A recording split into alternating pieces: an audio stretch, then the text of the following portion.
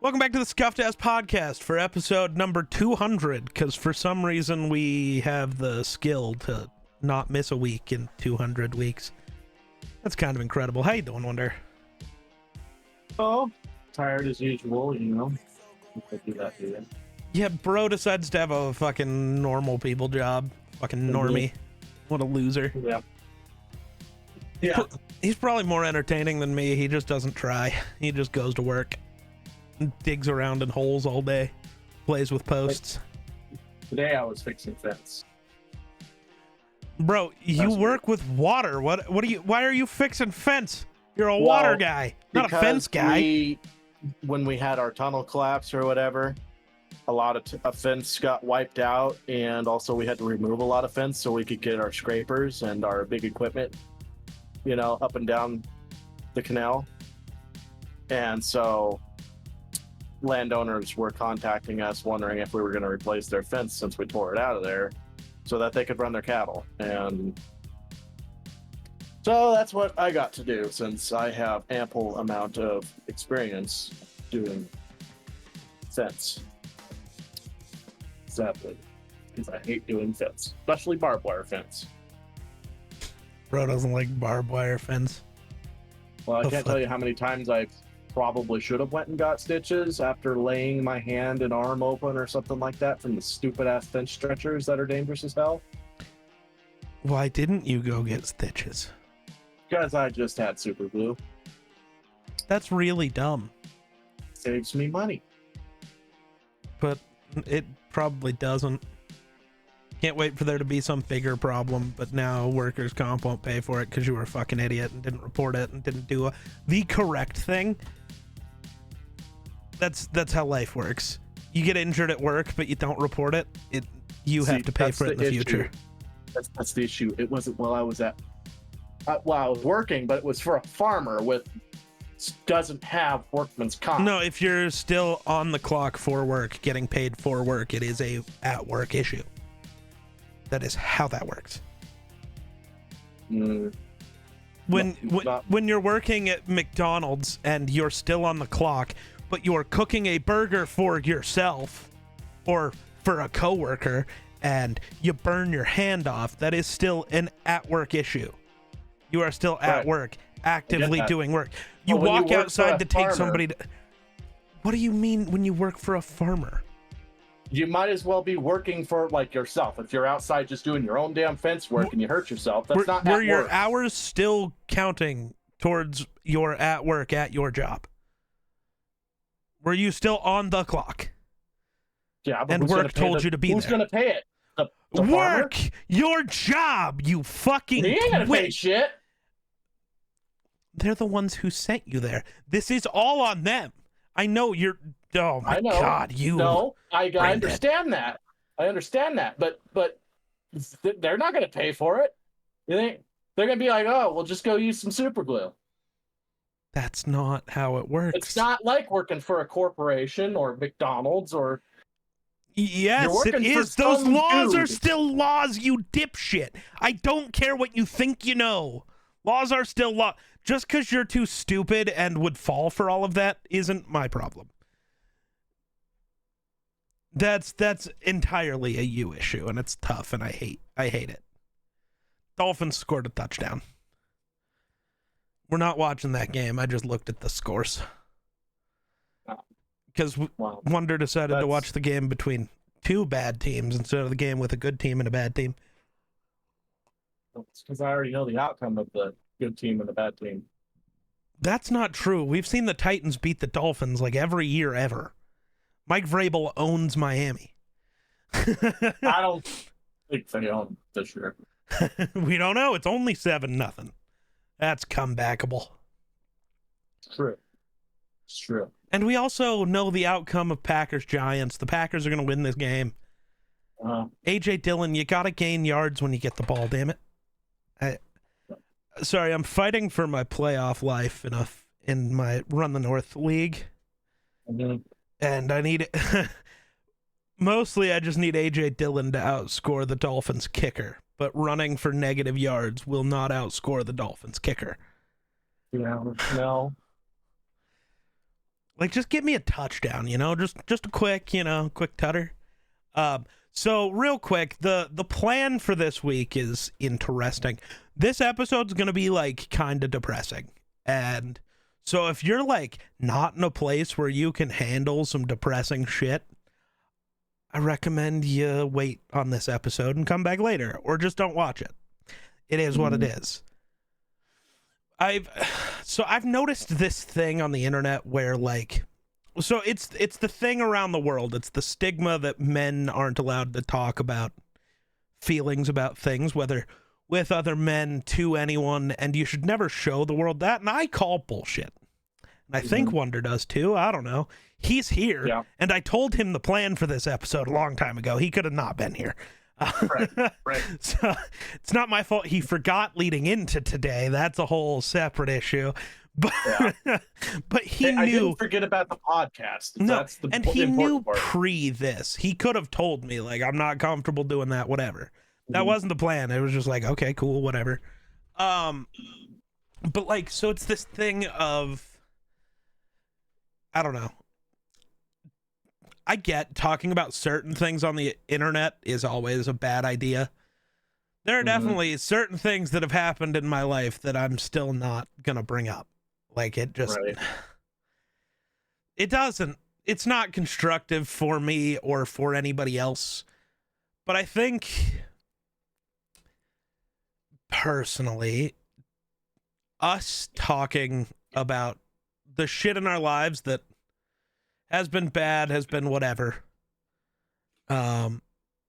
While maybe we don't, we're not going to find answers by just talking to each other about stuff we probably mostly already knew. Right. It's, I don't know, making the idea of talking about things less scary to maybe the people listening. Maybe they talk to their friends now instead of keeping things bottled in, or maybe they go seek out a therapist. I've tried that. So it's really hard to seek out a therapist, though, when you live in such a tiny fucking town. Because I have a problem talking to a therapist that is friends with my sister. True. I know. I know there are laws around what you're allowed to say to people and what. Trust me, it doesn't matter. People talk. Everybody talks. It is what it is. And whatever. But that just makes it really hard to go see an actual therapist. So you kind of figure it out, We all have our coping mechanisms. I don't know what they are. But I have no clue where to actually start this episode. I'm continuing to just ramble about how I hope that, I don't know, doing this episode this way helps somebody somewhere. And I hope this episode is not somebody's 13th reason. That is probably not the last joke like that I will make. I am sorry.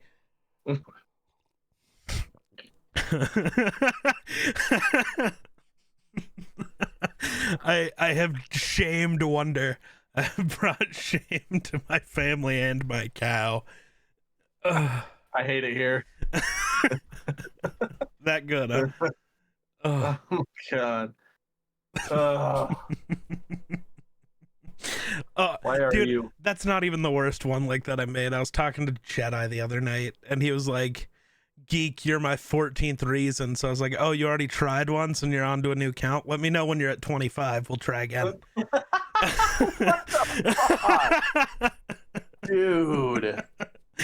Dude, that's how I cope with everything, and you know it. I just make jokes.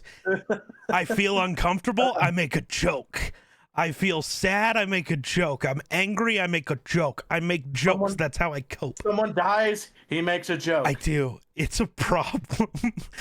It really offends people who don't know me. Right. Sometimes it offends the ones that do know me, but it's like, dude, what am I... Like... I don't know how to react here.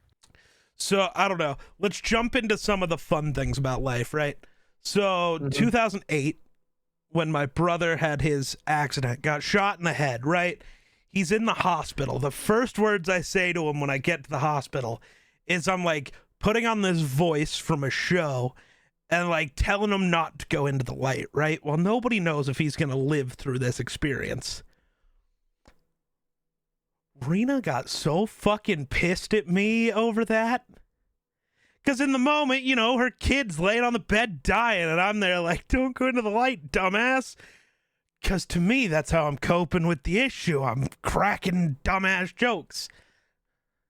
She knows that's what I do. She still did not like it. I mean, It was pretty I don't funny. blame her. Oh, I don't But what- either. Like, I get it. When my How uncle... are you supposed to be serious in a serious situation and somebody's cracking jokes? Well, that's me. Serious situations can't exist with me. I can't. It's a stressful situation.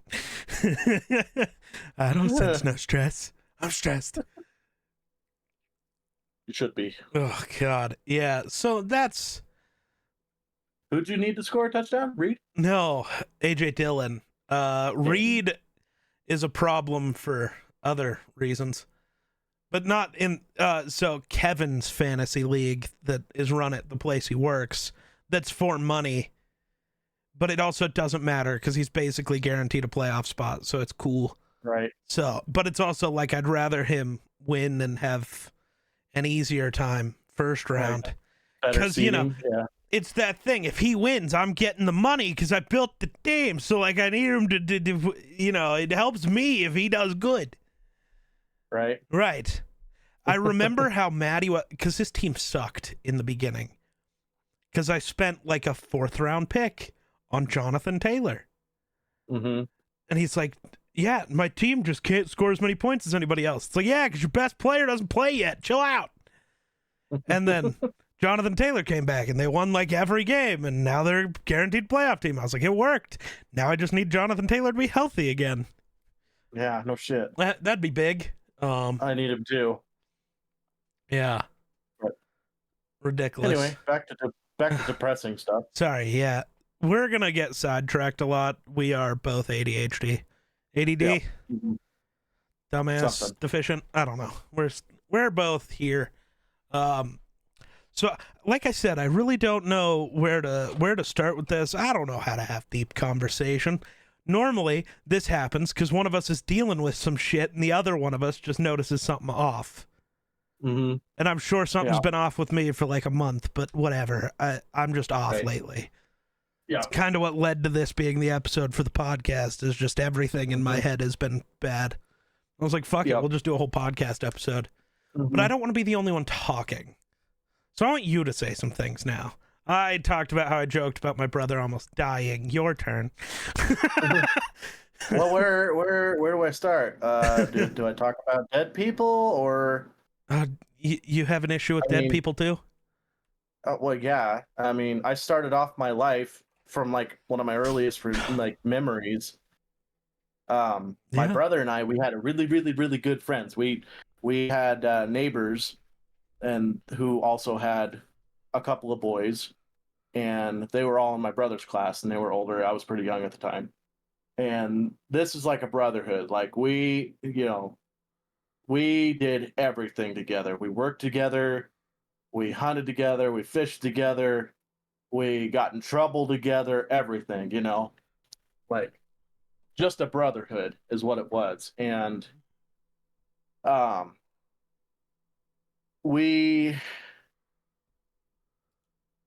I can't remember what exactly caused issues to lead someone to go down this road, but everybody says it's over a girl, which probably not. I think it's probably not true. Over, that's what everybody says. But I know my brother knows something. He just won't tell me. But Yeah. anyway, I remember. Now I'm only like, granted, like I'm like 5 years old, baby, at this time. Mhm. And I remember this whole day for whatever reason, and I just remember getting up. It was a beautiful morning. It's warm out. I can't remember if it was July. I don't remember what time of the month it was. I know it was summertime because everything was green. There's leaves in the trees It and was stuff probably like June. that. Yeah, probably June because Come So I off remember spring, walking keep up- everything green before summer Right. burns everything. So I remember that my brother was tasked with babysitting me at all times because both my parents worked really hard and long Mhm. hours, and we're never home. So my brother got tasked with babysitting me at all times. And I remember him. He was on the phone with our friend, and I remember him saying, "Well, we'll we'll meet up and blah blah blah and stuff like that." And a little time went by, and I remember walking out of the front door. We had this old screen door.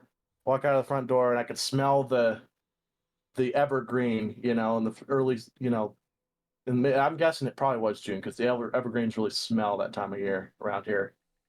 And so I remember that smell, and I remember the smell of my brother's Nissan because you remember those like old tree Yeah. scenty things Yeah. that has like it's like the pine smell or whatever, but it doesn't smell like pine at all. Yep.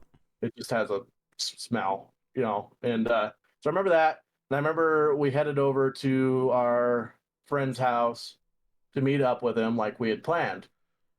And I remember we showed up, and there wasn't anybody around, and our friend's car was gone. And I remember he drove this maroon, like sunburnt maroon. I want to say like an old Pontiac or something like that. It was a Yeah. car. Yeah. And it was a four-door car. And uh and I remember that was gone, and my brother was like, I remember my brother going, "Man, well, that's weird." He's kind of like, we're supposed to meet up and he's not here. Right. And his dad, who was not, you know, not the best father in the world, let's just say. That's putting it lightly. Sure. Was there, and I remember my brother asking him, "Well, where's our friend at?" and blah blah blah. And the dad was like, "Well, I thought he was headed to meet up with you guys." And my brother goes, "No, we were supposed to meet here."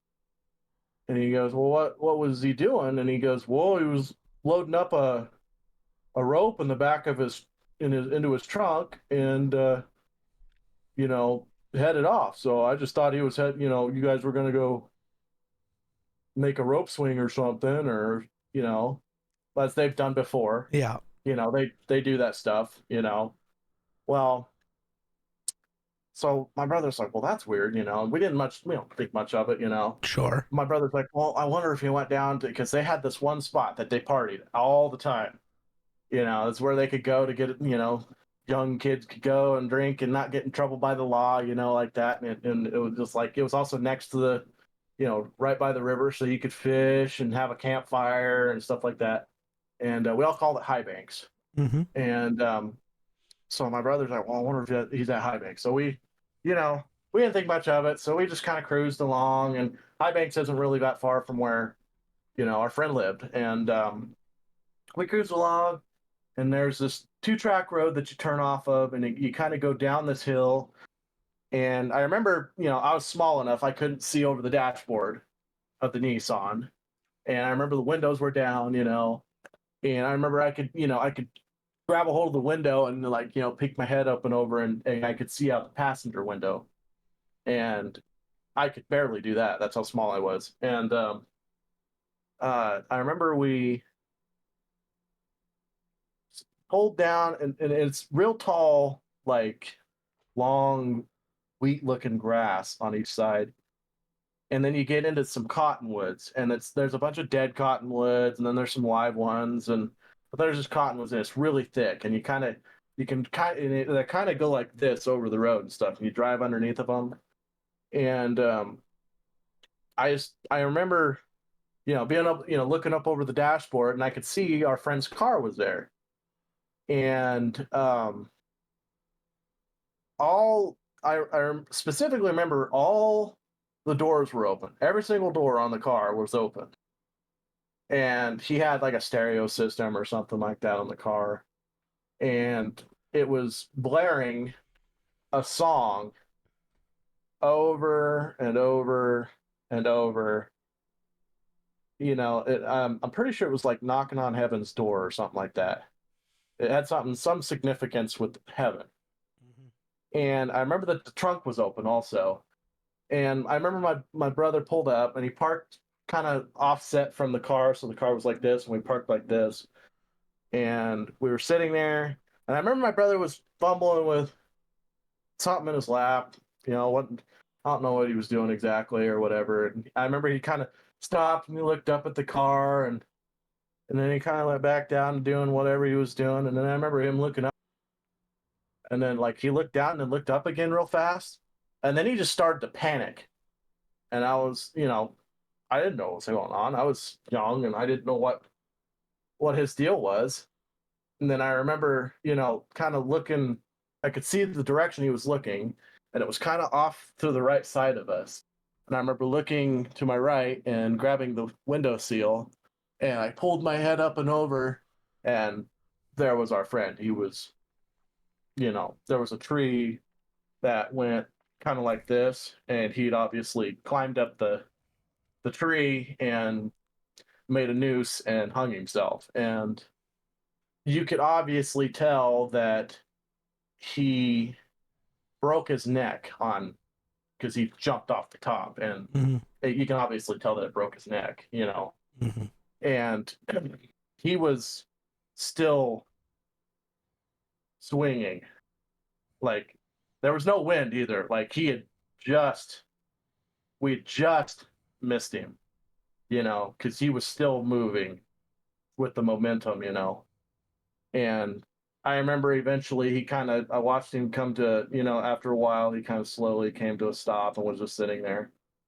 And I remember like I was panicking and crying just like my brother was, but I was so young, I was confused and didn't know what was going on.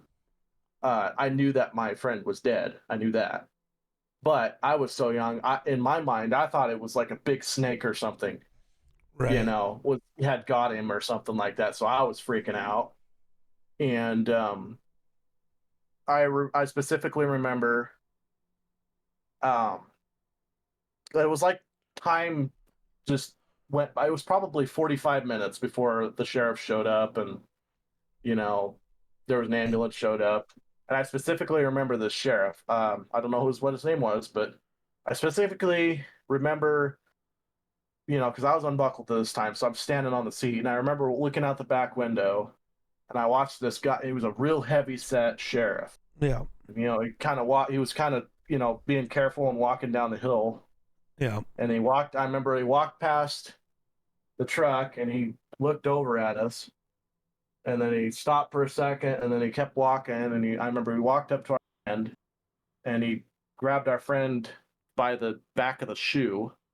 I remember he twisted him and then turned him back to where the face was faced away from us.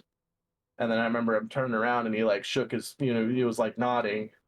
And then I remember hearing like a commotion behind us, and our friend's mother had showed up, and she was distraught. And I can remember hear her saying, where's my baby? Where's my baby? Where's he at? Where's he at? And then I see that. And I remember her like looking over and she's seen him.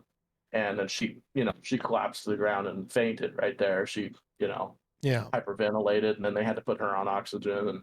And so then I remember the sheriff took the statement from my brother, and he told us to, go find family or go somewhere else so they can conduct an investigation and blah, blah, blah. So I remember we went to our gas station, our local gas station at the time, and it was still actually a gas station. And I remember pulling up there, and it was my babysitter, and I remember she just happened to randomly be there at that time when we pulled up to the gas station, because my brother didn't know what to do. He was, he just didn't know what to do. And Right. I remember he pulled me out of the truck and he asked my babysitter he's like, and I hated this babysitter with a passion. I don't know why. She was nice, but I was scared of her. She was scary looking to me, Sure. older lady. And I just remember him, can you take Colton, this is what's going on. Can you watch him for a little bit until we get things figured out? And my brother was really emotional. He just lost one of his best Absolutely. friends. He just lost a brother. And the very traumatic experience for the both of us. Right. And so she was like, yeah, I can take it. And so I remember the only reason I liked being at her house is because she had popsicles. So that was the only time when I went over to her house. The only thing I liked about her house is she had popsicle.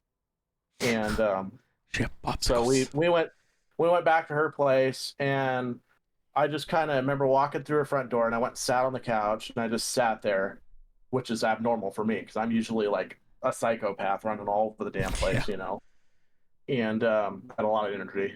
And I just remember sitting on the couch and just sitting there and staring. And she had like one of those old ass like antenna TVs, Yeah. like old lady had this back in like 2002 or something like that. Yeah. And so I remember sitting on the couch and the TV wasn't even on. I was just staring at the TV and the TV was off. I was just sitting there staring at it. And then I remember my babysitter being like, "Well, do you want a popsicle? Will that make you feel better?" And I remember saying yes. And then I walked with her to the kitchen, and she gave me a popsicle, and I sat at her kitchen table. And I just remember like I didn't even eat any of the popsicle. I just sat there and just like had the popsicle in my hand and was just I was just staring. The only image I could see was the snake, Right. who had killed my brother, my best friend, Yep. and so yeah, that was a lot. That's my earliest memories. Is that like that's some of my earliest memories? Of some of the first things I remember in life is that, and so I consistently think about it all the time. And I know my brother was never the same since then, and I think that's kind of part of the reasons he went down some of the paths that he did, you know, probably not very good paths, but Right. he's doing good now. But, he went down some he went through some dark times, and it was really bad for our other friend who was actual brothers with, you know, and so I mean, it was pretty bad. It was basically all I thought about for Yeah. 2 or 3 years, before you start finally getting to where you think about other things in life is getting, hurried up to where you don't think about things.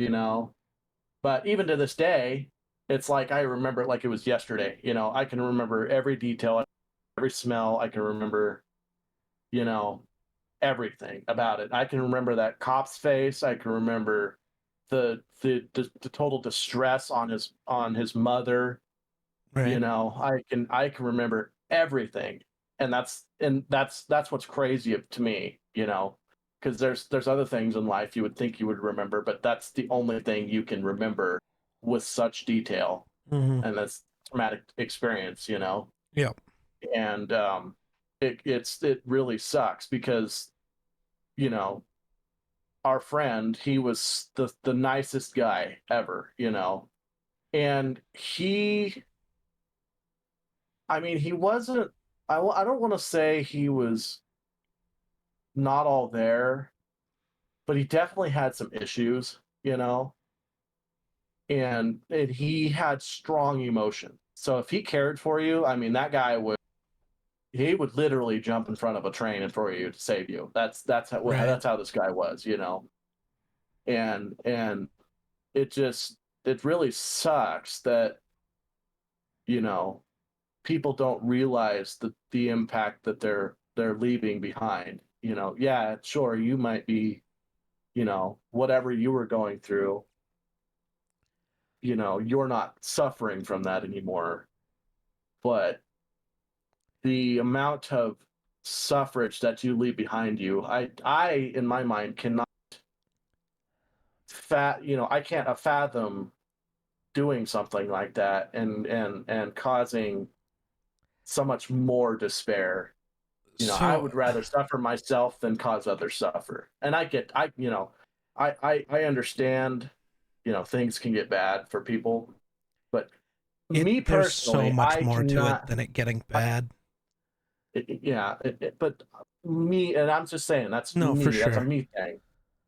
Personally, I cannot. I couldn't stand, hurting someone else more than I hurt. I would rather hurt myself, you know, and endure than to So hurt others around me. uh, You know. so here's let me go back to like something that you started out with before I get into this deeper part of it. Mhm. It 100% was not just over a girl. It's never over just one thing. I promise you Mhm. that. Yeah. Now, could that have been a big factor? Sure, but it definitely I wasn't know it just that. was Um, because he had a girl that he really liked, and she broke up with him yeah. basically. And Um, I guarantee you that didn't help. But I know there's a specific reason as to why there was a specific reason that just pushed him over. sure. And I don't know what it was, but I know my brother knows what it is, and I know it eats at him. But I know he will never tell me because I feel like he feels like if he tells me, then it'll eat at me too. Even though I was young and had nothing to do with it. Right. But that's not how people work. That's not how humans work. And I think my brother Right. understands that. So he will probably take that to his grave. He'd rather you just wonder why than know why. Yeah, and actually know why. You know, and I know he has some kind of guilt. He shares a tremendous amount of guilt about it. Because I think he feels like if he would have just maybe thought taken things a little more seriously, Yeah. or It's I think he just thought he would never have to think about that. He thought they could always work through things, and this would never be a thing. This would never be a problem. And and since it happened, he feels like I think he shares some of the blame, even though I don't think there's nothing that he did wrong, or maybe nothing he could have done. When people right. make up their minds, people make up their minds. What there's not much other people can do, but that's not how humans work. Humans like to try to share the blame or try to feel like they could have changed things. And yeah, so I don't know. It's just a shitty situation, For sure. and Uh, I've had to deal with it more than once with family members, and and a lot of people deal with it, and it's shitty that this world is bad enough to drive people to that point. And it's some of it's people, the amount of judgment that people pass, and the amount of family situations, and the amount of not having parents these days. yeah. It's it's we have a tough society nowadays. So that's the thing. So the view, I've seen this on Twitter a lot. The suicide is the most selfish thing you can do. If that's your view of it, you've never been there. And that's probably a good thing. I don't wish for people to have been there. But when you're that far, you no longer view the world that you do right now. You don't view this, if I am gone, it'll hurt people. You view it as a relief to the world if you're not there anymore. Mhm. You genuinely believe that everyone's life gets better if you're not there. And speaking from experience, that's a really tough place to get out of. And I, at least so far, I don't know if you ever fully get away from that. You have to be pushed so far. And it's not just, people are mean. It's not just the girl I liked didn't like me back. It truly does become like there's a thing. If you take a CT scan of somebody with like severe depression's brain and somebody else's brain, they don't look the same. It actually genuinely affects your body on a physical level, not just a in your head thoughts level. And you getting pushed there, it becomes more of a what your brain convinces you is real. It's no longer about what is real. And it does Right. become, you don't think of how much suffering it'll cause, because all that you see and all that you can see, it's not like you're not trying to think about others hard enough, because the whole point is you're doing it because you're thinking about others. At least that's how your brain is telling you that it is. Right. And so there will always be guilt of the people around you, because maybe we could have listened and helped more. Maybe we could have got him out of a situation, when in reality there's so many extra levels to it. Right. That if you get pushed truly to that point, there's not really anything anybody can do to truly stop it. Right. Well, and You're going to at least try, which can go good or bad. right. It's not that you can't get out of it, and there's not ways to get out of it. It's just, it is extremely difficult. And Yeah. And people need to realize that, It's not a selfish people thing need of to- I've just had yeah. enough. That's really not it. Right. And people who say that, I don't blame them for saying it, but it is obviously people who have never been there and they don't understand.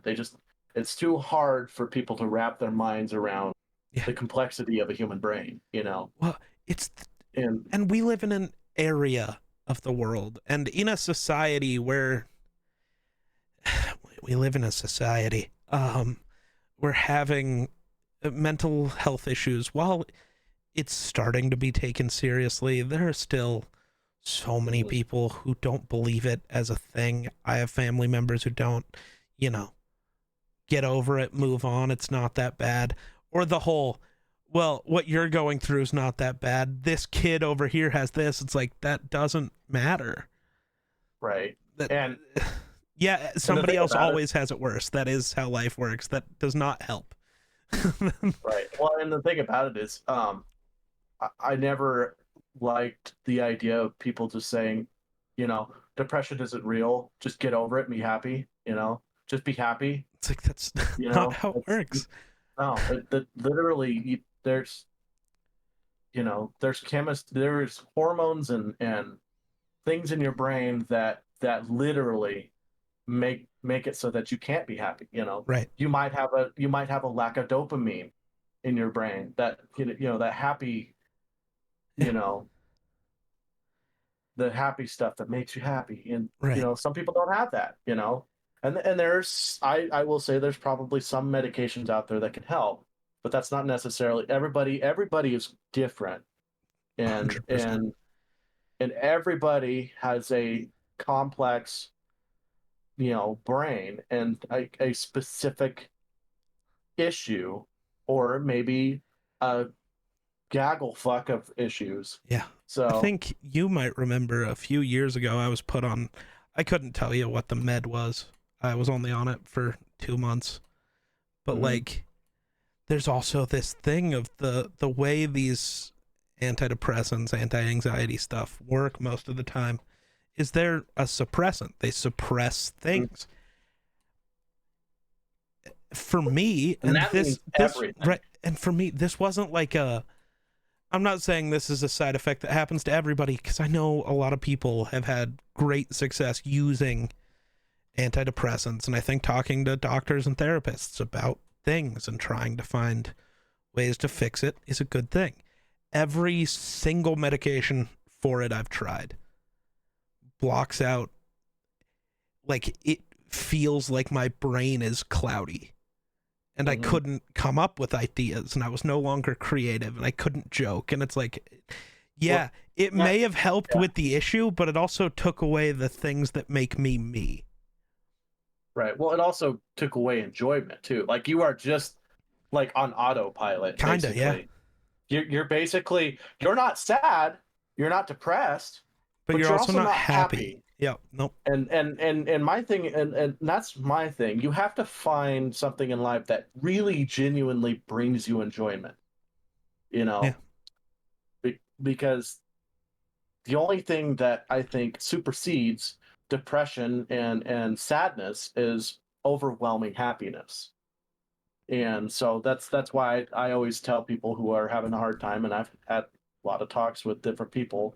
I just tell them, well, what do you genuinely enjoy doing? What makes you happy? What can you do throughout your day that would genuinely make you forget about life, make you forget about, the sadness and the bad things that have happened to you throughout your life, because majority of everybody has something that they just love to do, a hobby, you know and I don't care what situation you're in. You have to focus on yourself, before you focus on anyone else, because that's where you start doing harm to other people, is if you don't stop and take time for yourself to help yourself, to heal yourself, then you're not going to be able to help other people and You know be me, I'm a putting everybody positive. else above me all the time. Well, That's what I do. yeah, but does it drag you down? Does it? I mean, Constantly. not exactly. It's you feel like you have a lot of pressure and weight on your shoulders Yep. to do good for other people, and and and I've seen you do it where you've been like, okay, hey guys, my head's not there. I'm gonna Yeah, take I'm a gonna break take a for a little day. while.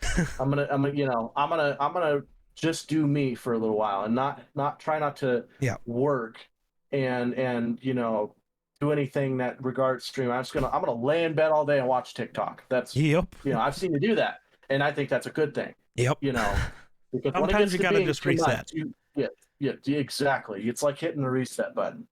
I even do it too, and I'm not that bad. Right. Yeah, I have depression, I have sadness, but I am not nearly Depression as and sadness bad. also aren't exactly the same thing.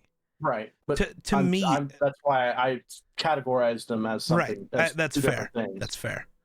Because there is a difference. So I get into this argument a lot. I'm so sorry.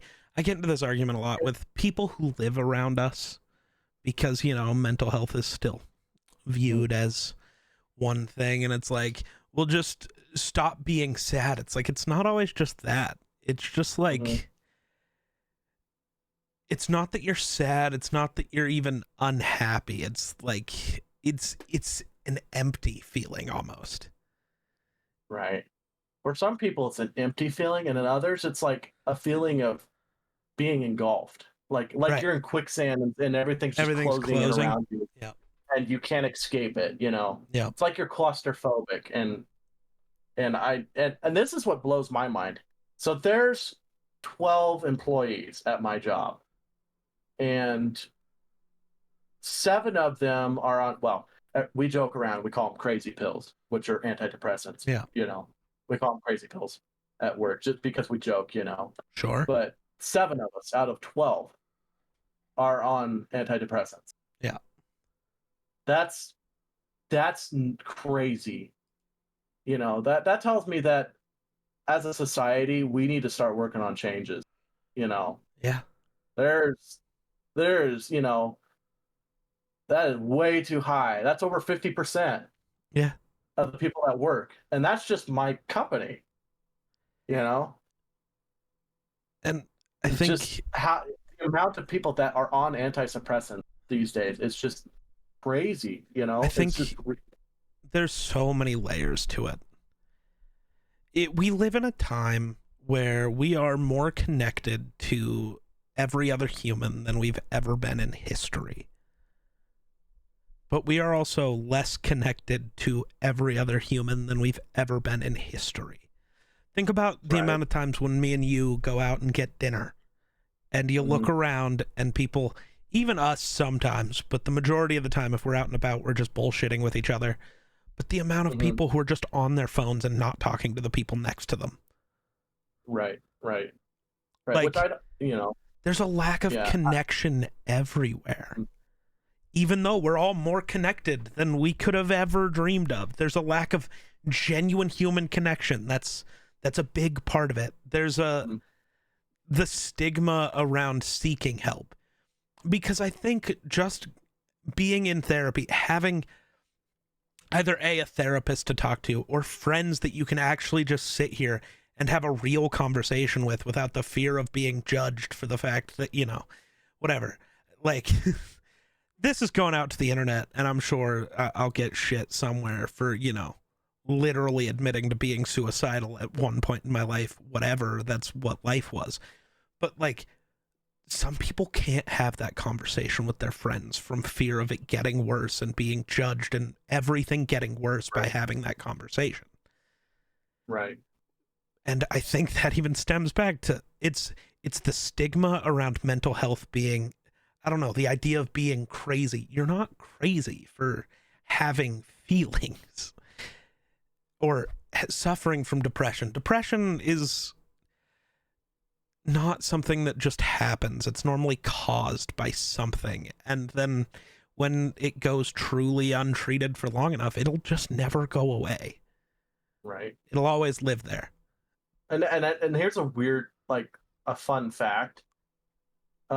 People who are extremely intelligent almost are always depressed.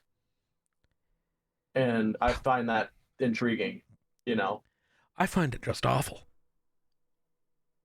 Yeah, well, I think it's because people who are a lot more intelligent understand that life is not bueno. You know, they understand that, you know, this is how things should be, and it's not, and so this is, you know, it degrades you. Well, and it becomes this You know? thing where you see how easy it would be for everything to be fixed. Mm-hmm.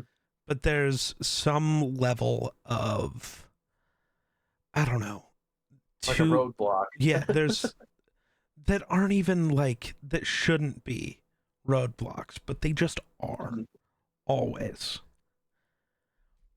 And that's sucks. It's the worst. But Because I mean, even Albert Einstein, I think was he I suffered think from I've read depression. that he suffered from depression, and that was because he was so intelligent that nobody could think on his level, that he felt like he was alone. Like, Yeah. he was next level intelligent, that, you know, it almost drove him mad. Because Like, it people got thought he better was mad towards the end of because- his life when, weirdly enough, like, he spent more time with, like, Robert Oppenheimer. Mhm. He seeked people who could think on his level. Yeah.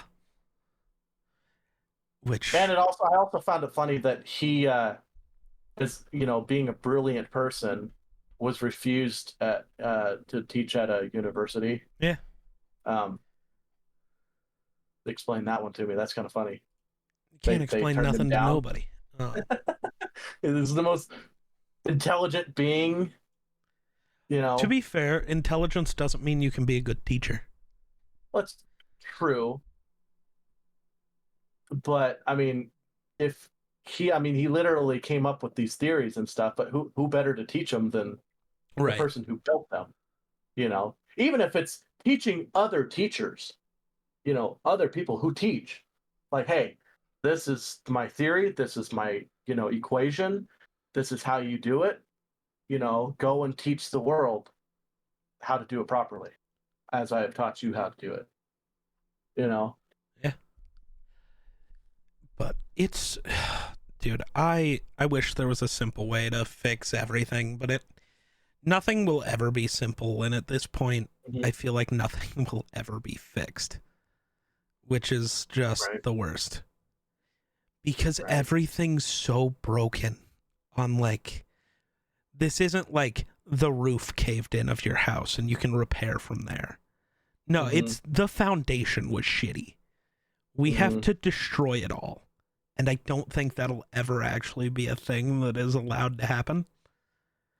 I don't think it ever gets better. Yeah. So, that's fun. Yeah. But I don't know, that just brings me back to we have to find ways to survive as we always have, you know. Yep. I mean, depression and you know, depression's no new thing. It's been around for a long time.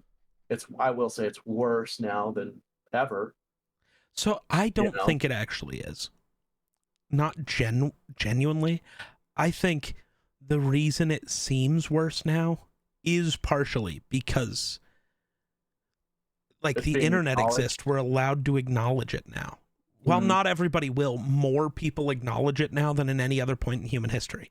And the number's always going to be bigger. There's constantly more people. Absolutely. You know? I think acknowledging it and trying to work on it is huge. Right. But yeah, and I think technology is like both a good thing and a bad thing when it comes to depression. Yeah. You know, like you said, it's causing us to distance ourselves physically, you know, with that human connection, but it's also connecting us and allowing us to express our feelings more, you know, with a broad group of people, and it's allowing us to connect better with other people. But you're still lacking that human to human interaction, you know. So, technology's great, and I love technology, and I think technology is our ticket to, you know, making the world a better place. But it also can be our damnation, you know. Right. I think it could destroy us just as easily as it could be our saving grace. Yeah.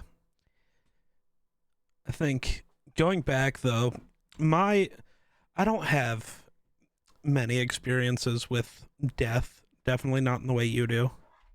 I definitely haven't had family members or anybody I was close with, you know, commit. Weirdly, it feels like it was probably supposed to be me that was the person who did that. I just didn't. So I guess that's good. But like, so I didn't really experience death truly, like knowing what. I know people died, right? People always die. That's how it works. But I think there's levels of death and how it impacts you. People you don't know and don't really care about dying. Yeah, it's sad that they died, but that doesn't impact you. Like, it doesn't make you feel differently. Because this was a thing I've been struggling with for like a year. So last year in September, I took that almost month off streaming before going to TwitchCon and then going to Eros and all of that. Because in that September, my grandmother passed away. And I don't think I ever actually told the internet that's what happened. I was just like, family stuff, I'm out for a bit, whatever. That was the first person in my life that was like somebody I genuinely cared about who passed. And that has fucked me up for over a year. I don't have the same relationship with death that I had before then. You know me, I used to be the guy who didn't fucking care, like whatever. You die, it all goes black, who cares? Now it's like a question that's constantly eating at me. Like, I truly, for over a year, I've been going through like an actual existential crisis. Like, you look up what that means, that is it. Like, a constant dread of this thing that you know you can't ever stop. You're gonna die at some point. At this point, weirdly, I'd like to prolong it as long as I could, which that's a weird thing for me to say, knowing who I am. Right. But it's like... The feeling of the unknown is starting to get to you now? The unknown freaks... It's because I think now, like, I don't know. It's the relationship with death of, like, it being a thing that actually happens around you versus just a thing you know about. that causes you to look at it differently. Yeah. Because it Yeah. was like, yeah, we're gonna die, whatever, it all goes black. Mhm. Then, you know, somebody who's close to you dies and you really view death for what it is, and it's like, wait, what actually does happen? How Mhm. can, so you go down this fun rabbit hole of how can it be nothing, but also how can it be Right. something? Yeah.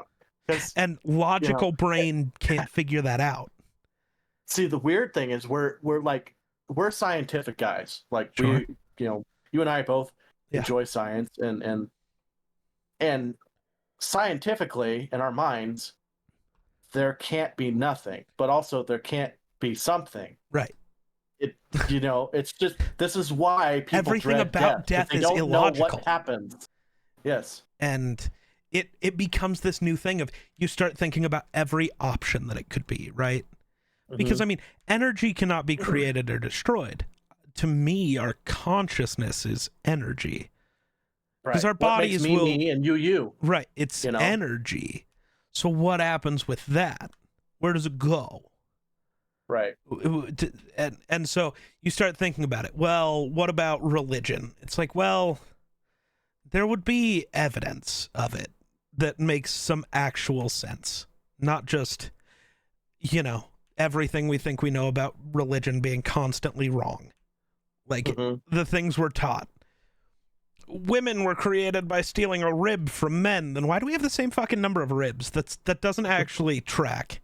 Like Right. genuinely, like there's levels to that. Like at every level, everything breaks down. So it's like, okay, so does it all just go blank? But then what's happening with the energy that was created? Okay, so what about reincarnation? But it's like, how is the energy traveling faster than the speed of light, which it would have to do? Like, Right. Yeah. because it's like, well, when somebody dies, like a baby's born and that's just where it goes. It's like, what happens when it's not? What happens to the energy then? What if a baby's not born and there's nowhere for you to go? Yeah, maybe that's what they call ghosts and apparitions. I They did- didn't make it like- to a baby in time. But then how does that work? What happens Right, I then? know. That's even more terrifying. Like, is that the purgatory example? Then you get into like, you really try to break down religion and it's all just depressing and terrifying. Like, what do you mean your all good God is going to send me to hell because I didn't bow at his feet? That doesn't seem all good. Yeah, right. And this isn't yeah. me just taking shots at religion. I was a very religious person for a long time. Yeah. Wonder can actually vouch for I that. remember this. Yep, I remember this. It's just, I didn't ever feel what other people claimed they felt. Mhm. There was never Right. this, like, I don't know, the feeling of, you could really feel God in the room. It's like, no, I could feel a genuine happiness because, like, everybody's gathered here doing a thing together. But, like, that's the same thing you feel at a concert. Or just Right. in the room in the basement when you and your 8 friends are hanging out. It's the same energy. I don't view that as some higher power. I just view that as when humans have experiences together, it like, the mood in the room exists. You can feel it change. And that's not a higher power thing. That is just our, like, innate ability to feel what exists in certain It's just areas. When you, Positivity and negativity. like, the same. you can feel it, and I don't aspect. view that as something else. Does that mean there can't be a higher power? No, I don't fucking know. But I don't know. It's hard for me to, I can't justify living my life in service to whichever one of them I want to pick might be real when there's so Right. many options. Right. Like, I think the best Yeah. strategy, try to be a good person and sort it out later. Right. If any of these deities are real and they truly are as good as we all believe, you'll figure it out. And if they're not, well, you were fucked anyways, bud. Like, Right. and if they're not real, you didn't, I don't know, live your life in service and questioning what was happening. You just lived your life in a fun way. in a good way. It's crazy to me to think that, you know, well, so for example, over Thanksgiving, first thing in the morning, we had a code blue call, and basically that means that we have a person that's not breathing and it's unresponsive in EMS terms. And the guy did not make it, you know. Right. And so me and a bunch of other people had to pick him up and load him in the back of the coroner's vehicle, and it didn't really phase me, you know, seeing a dead person. And then I got to think, you know, after it all, you know, we were having a conversation beforehand, waited for the coroner to get there, went in there, loaded him up, brought him out, put him back in the coroner's vehicle, and then we went back down to the fire hall, which is right across the street. Yeah. And we just sat there and talked, you know, just normal conversation, like going about our day, you know. And it kind of, I got to thinking to myself, I was like, you know, there's people out here that, you know, would have seen this and had been mentally affected for a long time, like distraught and can't handle the scene, you know, and would have maybe had to seek therapy or anything like that just because they seen a dead body. Yeah. And it's crazy to me that it was just another day. And I haven't even been on the, you know, you would think that, you know, people like that on the fire department or EMS or anything like that who have been there a long time have seen a lot of stuff and they're used to it. I have not been there very long, but somehow I'm still used to the idea of death. And I thought that was like, you know, in a way, that's kind of fucked up. Like, yeah. And what I'm getting at is what's weird to me is you have had a very shitty life, you know, a harder life than I have. I've had a fairly stable life, you know, but I have encountered a lot more death in my life than you have. Yeah. And it's just weird to me because, you know, death's just normal to me, you know. Right. And it drives me crazy to think that I've experienced enough death outside of being a first responder, right, to just join first response and then not be affected by somebody who has just died, you know. Yeah. And it's and to me, I just had like you know, you had that, you know, that just that sense of like, what the fuck, you know, what the fuck came over my body. And you know, my other good friend, you know, Cody, yep, is also there, and I could see that Cody was definitely not used to this. You know, I could tell that he was nervous. I could tell that he was uncomfortable. You know, he handled himself really well. I'm not saying he didn't handle himself well. Right. He did what he needed to do.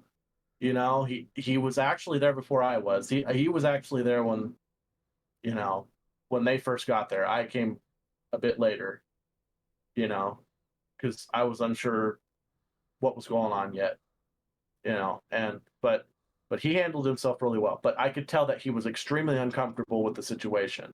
Right.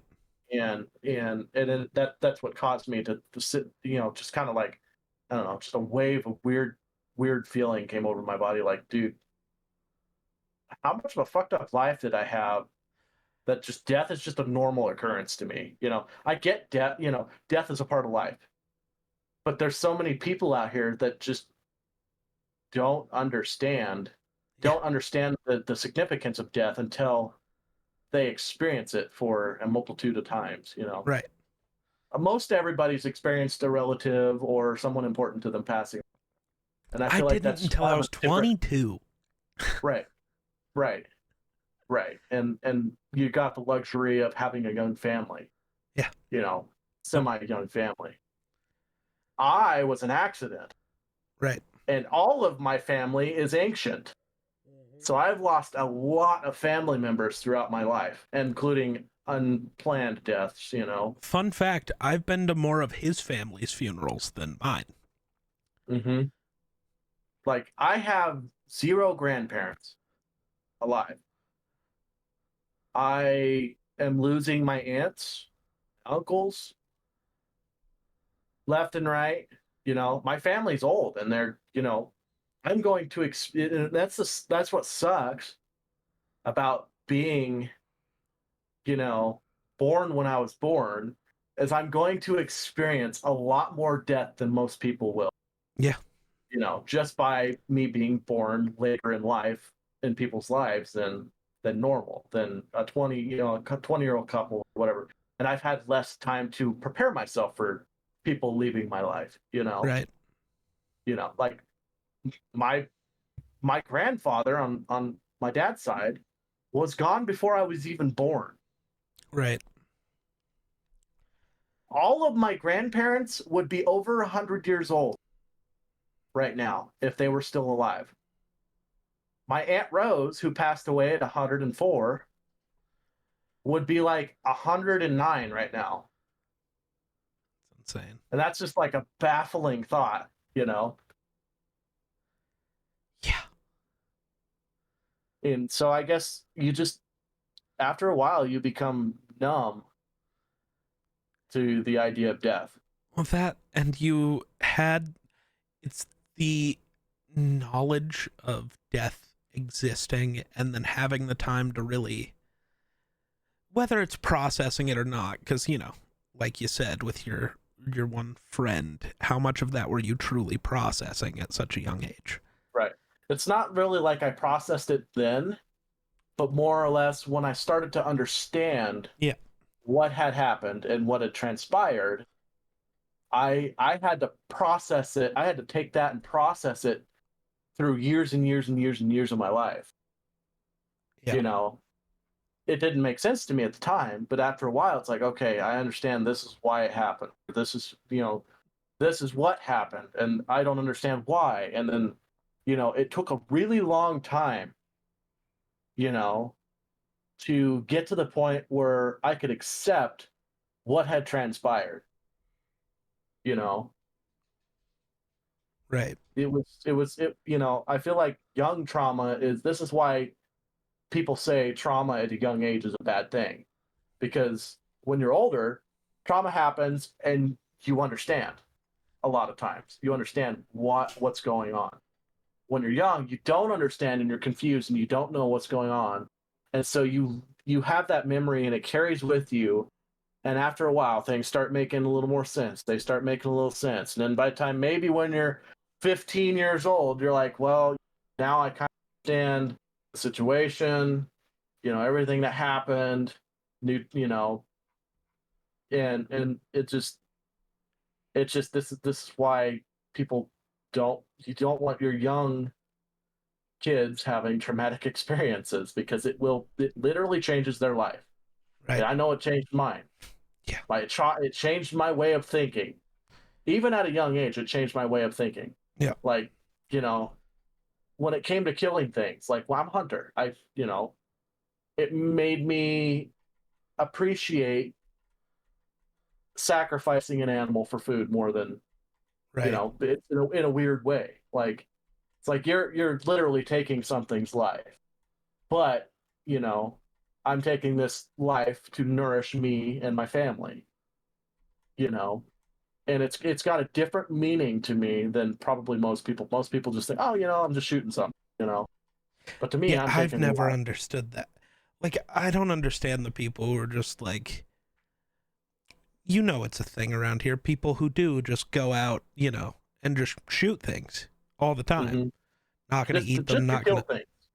It's like, you can't do that. You can. People do. But to me, I can't do that. That's not. That's Right. not. Well, a and thing. I always kind of think of it this way, me eating this animal in a weird way, I feel like they live on through, they're nourishing my body, and I'm using their, nutrients to live. Yeah. And so in a way, I feel like you not eating an animal is, disrespecting this animal.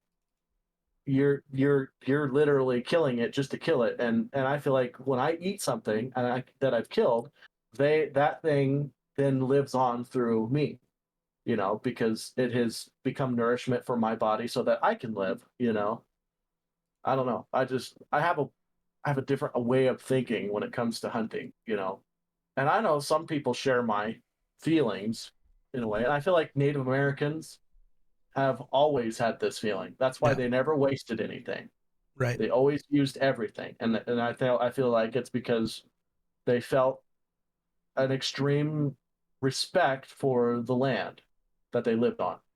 And that's why I will always, you know, have a certain respect for the way of how Native Americans lived back in the day. And even to this day in some places. Right. But Yeah. It's weird because I don't know. The things I've dealt with are very different than that.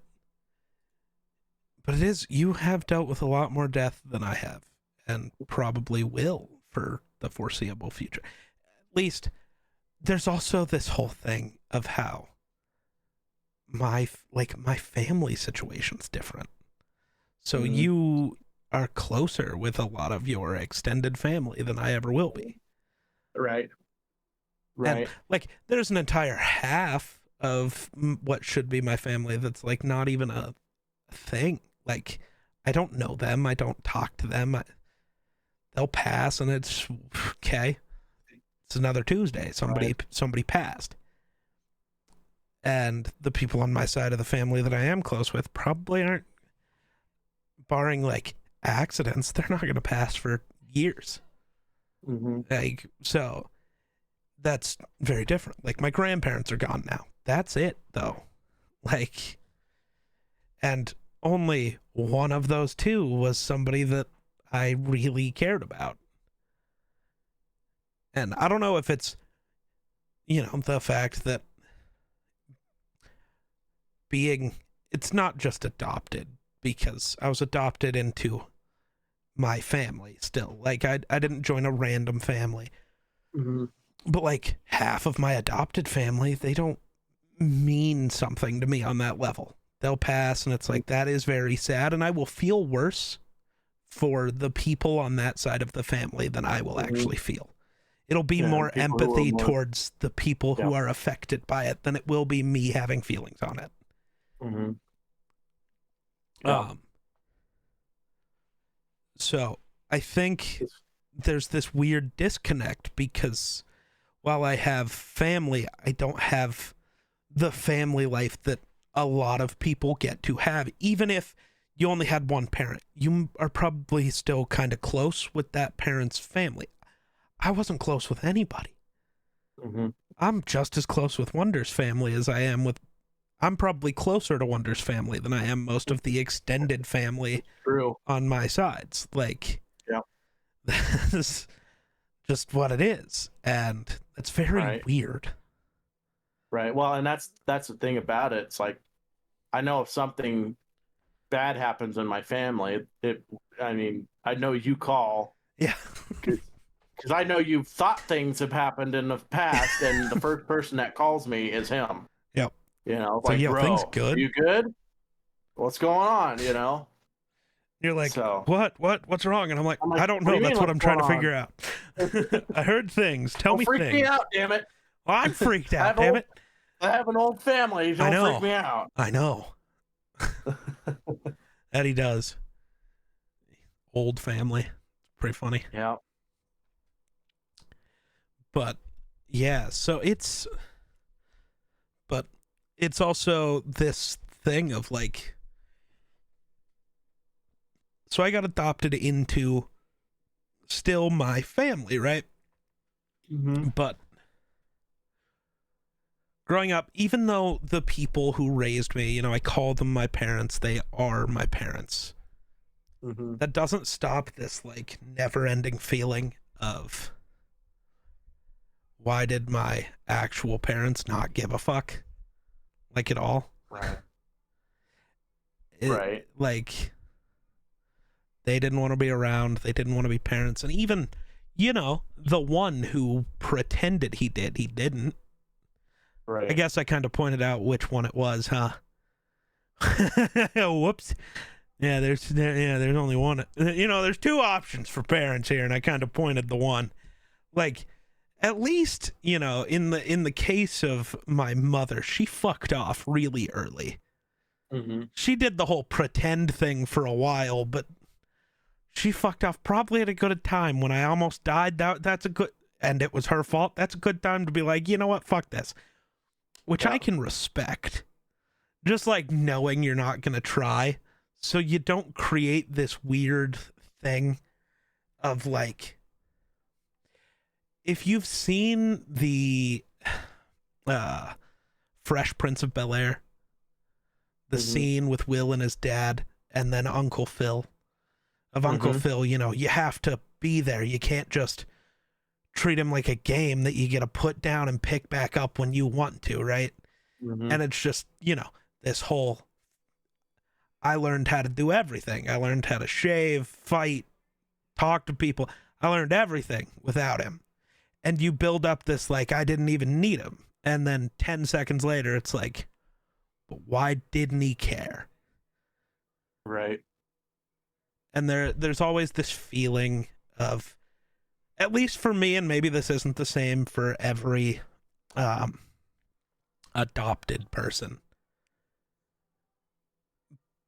but when you're adopted into a family that like has other kids, you always feel like separate from the group, no matter how much they try to make it so you're not. And it's not even anything they do that makes you feel that way. You just do. Like, you know, you're the odd one out for whatever reason. You feel like the outcast. Yeah. The black sheep. Because you are. I mean, in reality, you are. And that's... I feel like that, and I'm not even adopted. Right. You know? Because you came around 20 years later. Right. Well, that, and I'm the only one that makes wise decisions when it comes to not doing things that's going to fuck up your life for the rest of your life. Fair. That's not true. You decided to be friends with me. That's pretty big fuck up. Not really. I mean, it's been a kind of a blessing, to be honest. You know. I don't know about that. Don't lie to yourself. Well, you're gaslighting yourself now. I'm not gaslighting, honestly, truly. Like, you know, you're wise in a different way. You know. Sure. Like I got a lot of smart people around me. Sure. I got a lot of dumb people around me too, but true. But most everybody around me has the same perspective, pretty much. We all believe the same way. We all think the same way. Sure. You know, you've got like that next level intelligence that offers a different perspective on life. You know, when I talk to you, you always seem to have a different perspective on certain topics that makes me think, yeah, I never thought of it that way. Right. You know, and I know that's mostly from probably the experiences that you've shared in your life. Sure. You know, not willingly, obviously, but you've experienced them, right? Nonetheless, and so you can offer up, you know, different advice and different perspectives. Sure. That I need. Like, sure. Don't get me wrong. I love the shit out of my other friends. Absolutely. You know, I love shit out of Cody. Love shit out of my family. But they all tend to have the same kind of morale and same type of way of thinking. And, you know, some of them, you know, everybody's a different person. I'm not saying that they all completely think the same way. But you have that next level of, you know, where everybody else kind of has the same view on things. You're like, I don't see it that way. This is how I see it. And then that's like that. And our relationship allows me to be fully open with what I think about things with you in a way that most people might not, because they're like afraid of how that'll go. Like, right.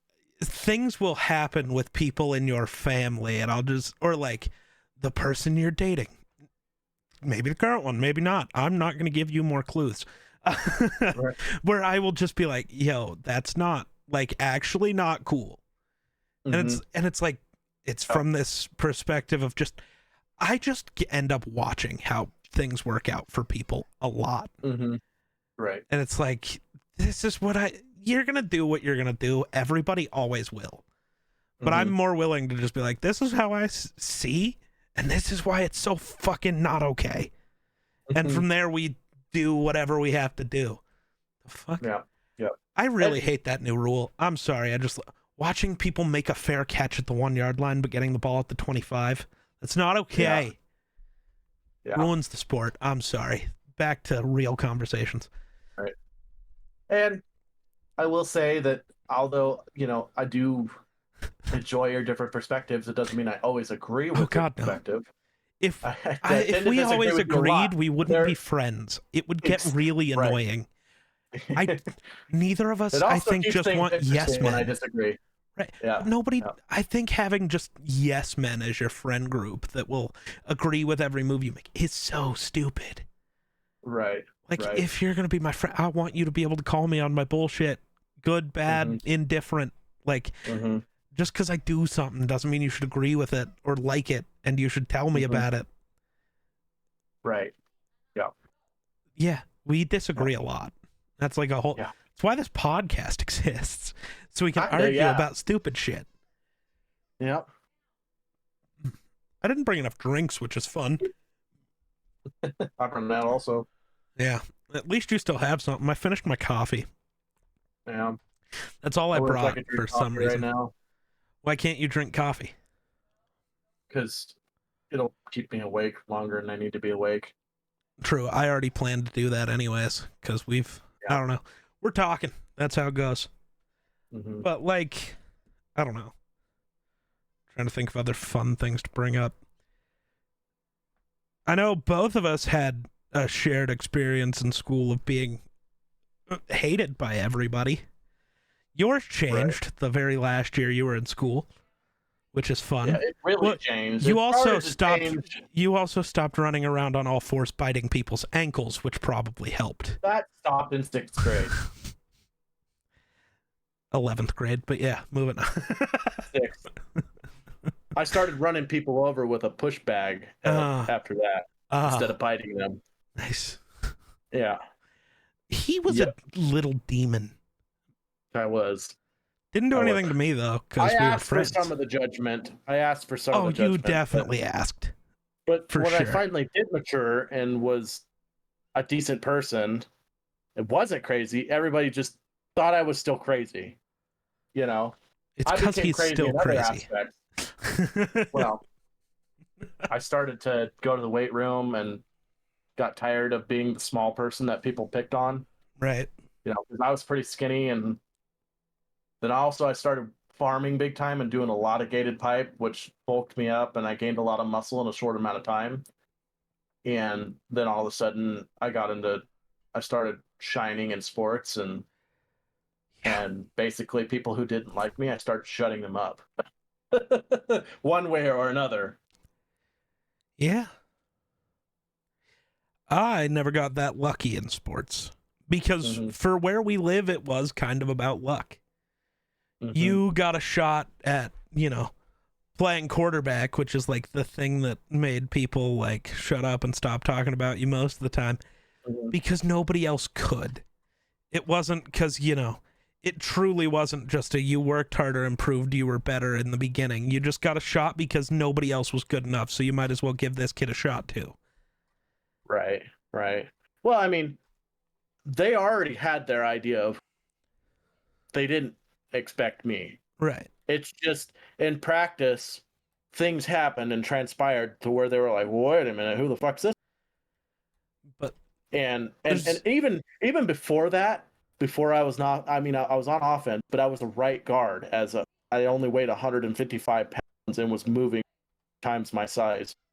I started there. That's when I started building like, hey, if I can do this on the line, maybe next year I could be a running back. That was my goal. I wanted to be a running back. I didn't want to, and then they said, well, how would you feel about being quarterback? Like, I was like, I was kind of, taken aback, like, well, because I'd never even crossed my mind. I never even thought about being quarterback. I want, and then they're like, well, let's have you do some passing lane, and then we'll have you play how well you flow with the offense. And that was it. They went, you're going to be quarterback. Right. This person that's never played offense other than offensive line, his senior year gets a shot at offense, and is offensive player in the state of Wyoming. Yeah. So for me, I loved football. I was Mhm. never good at football, not really. Like, I was fine. I mean, I played on the same teams as Wonder for most of my life. Like, I would not be the kid sitting on the bench ever, but I Mhm. also wasn't like good.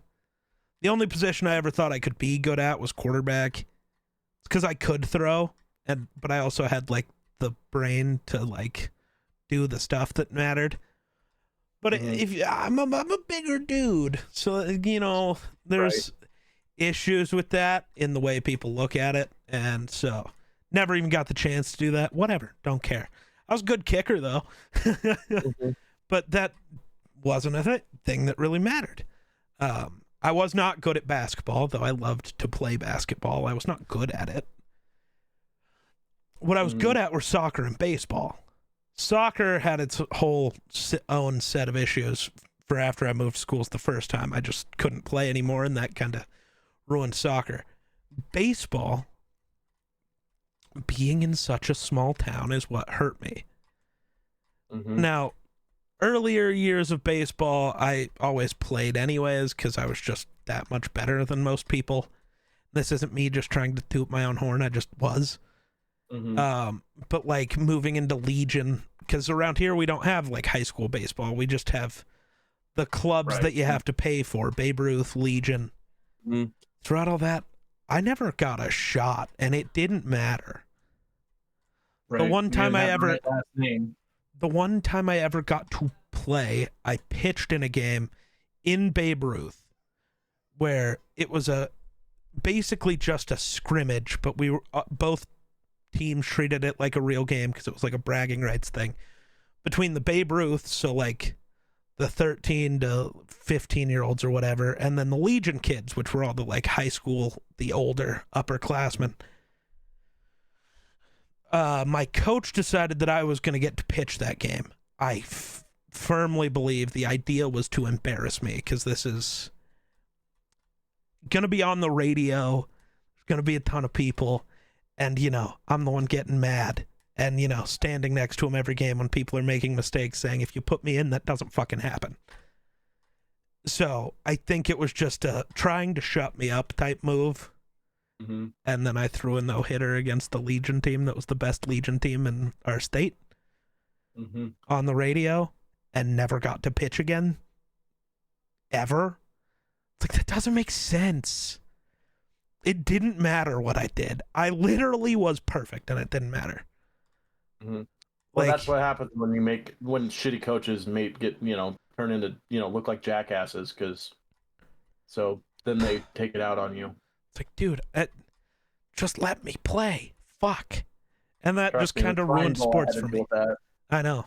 And that just kind of ruined sports for me as much as sports are still one of the things I care about most in this world. I mean, shit, we're sitting here and I'm watching football while we're Mhm. doing this and Yeah, reading nothing Twitter. like being.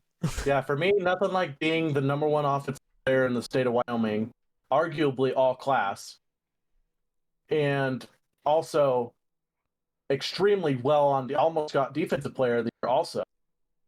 And then you go into the Shrine Bowl, and the Casper Star Tribune has you in the papers of, oh, the biggest threats that the South have is some guy from over here, this other guy, this place, a small town, These are their offensive threats.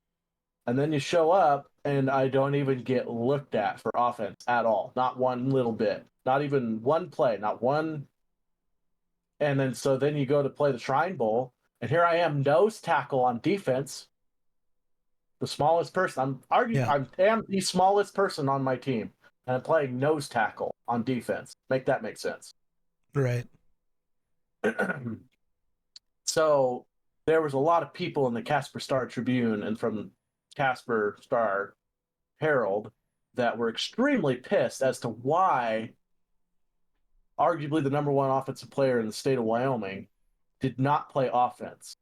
And the only reason that I did not get to play offense is because that year happened to be the neighboring town, the head coach from the neighboring town. And all that coach seen all year long was wonder. Mm-hmm.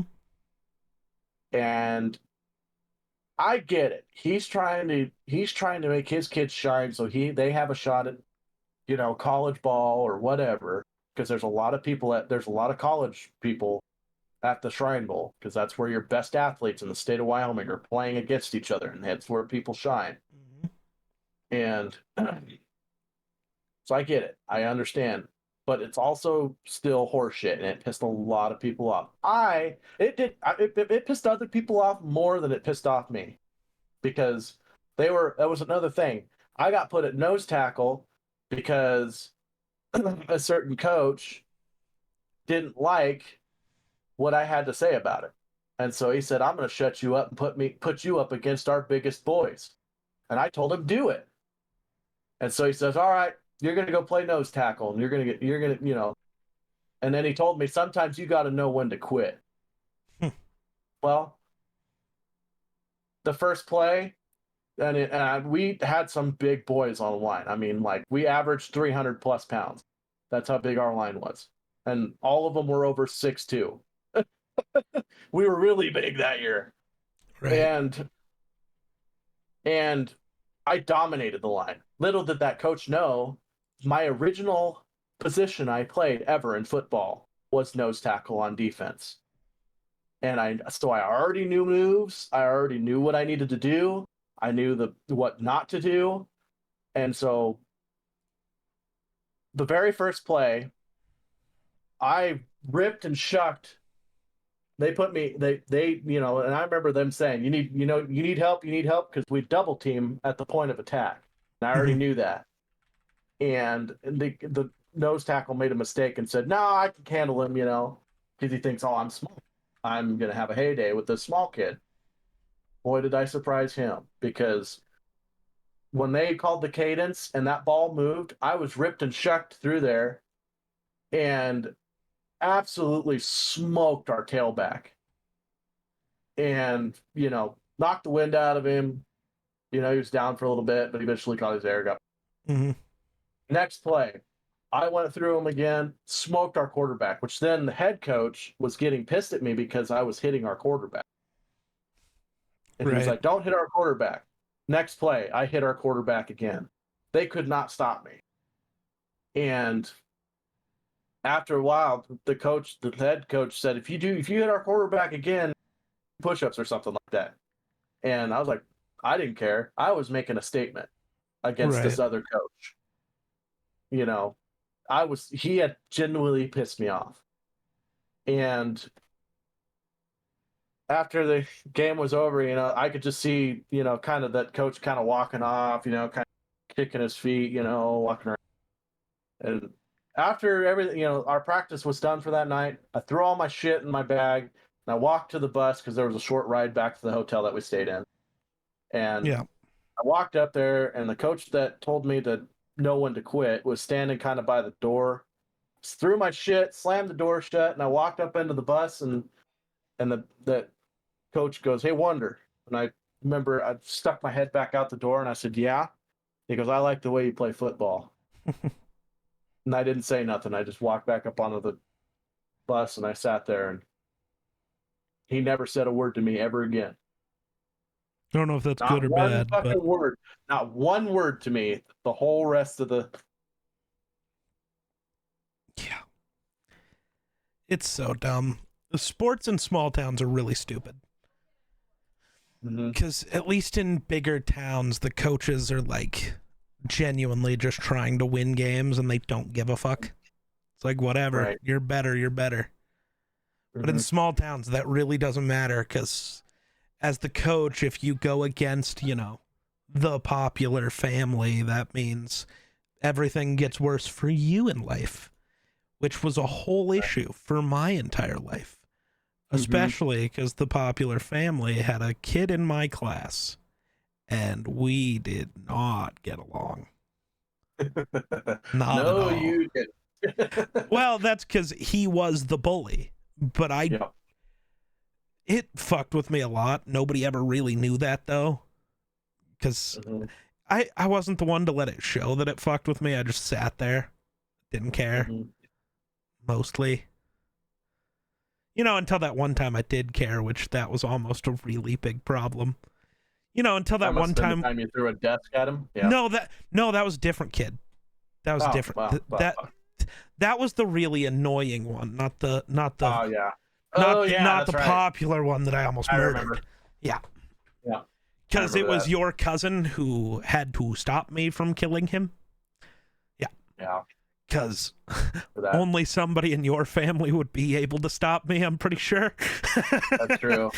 My cousin wasn't a very big. He's built kind of like me, Yeah. and he's also just as scrappy. Yep. So he's one person. He's one of those people that's like, you know, if you don't know him, he doesn't look like much. Right.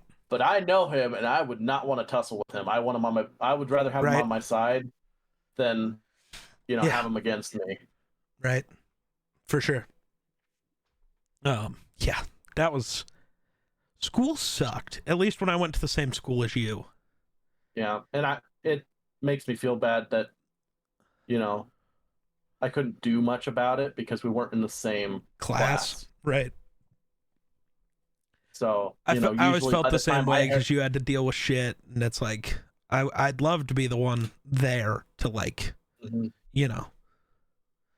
You hear You know, at Seven least Nation stand Army up. as we walk through the school. Right. Right. At least stand up to, you know, even people I didn't like that I knew was getting bullied, I would stand up for them Right. because For it's sure. just, you know, don't don't pick on people that can't fight back. Right. That drove me nuts. If it's one thing if you got two people that are bickering with each other and they're both, but they're the same, you know, they can duke it out amongst each other. I didn't Right. give a shit about that. You Right. know, but a lot of times it was people picking on other people because they thought that they could, you know, they couldn't fight back, and See, that's stupid. That's My just thing was crazy to me. always, it's not that I can't fight back. It's that I shouldn't. Yeah, Because me snapping is a problem.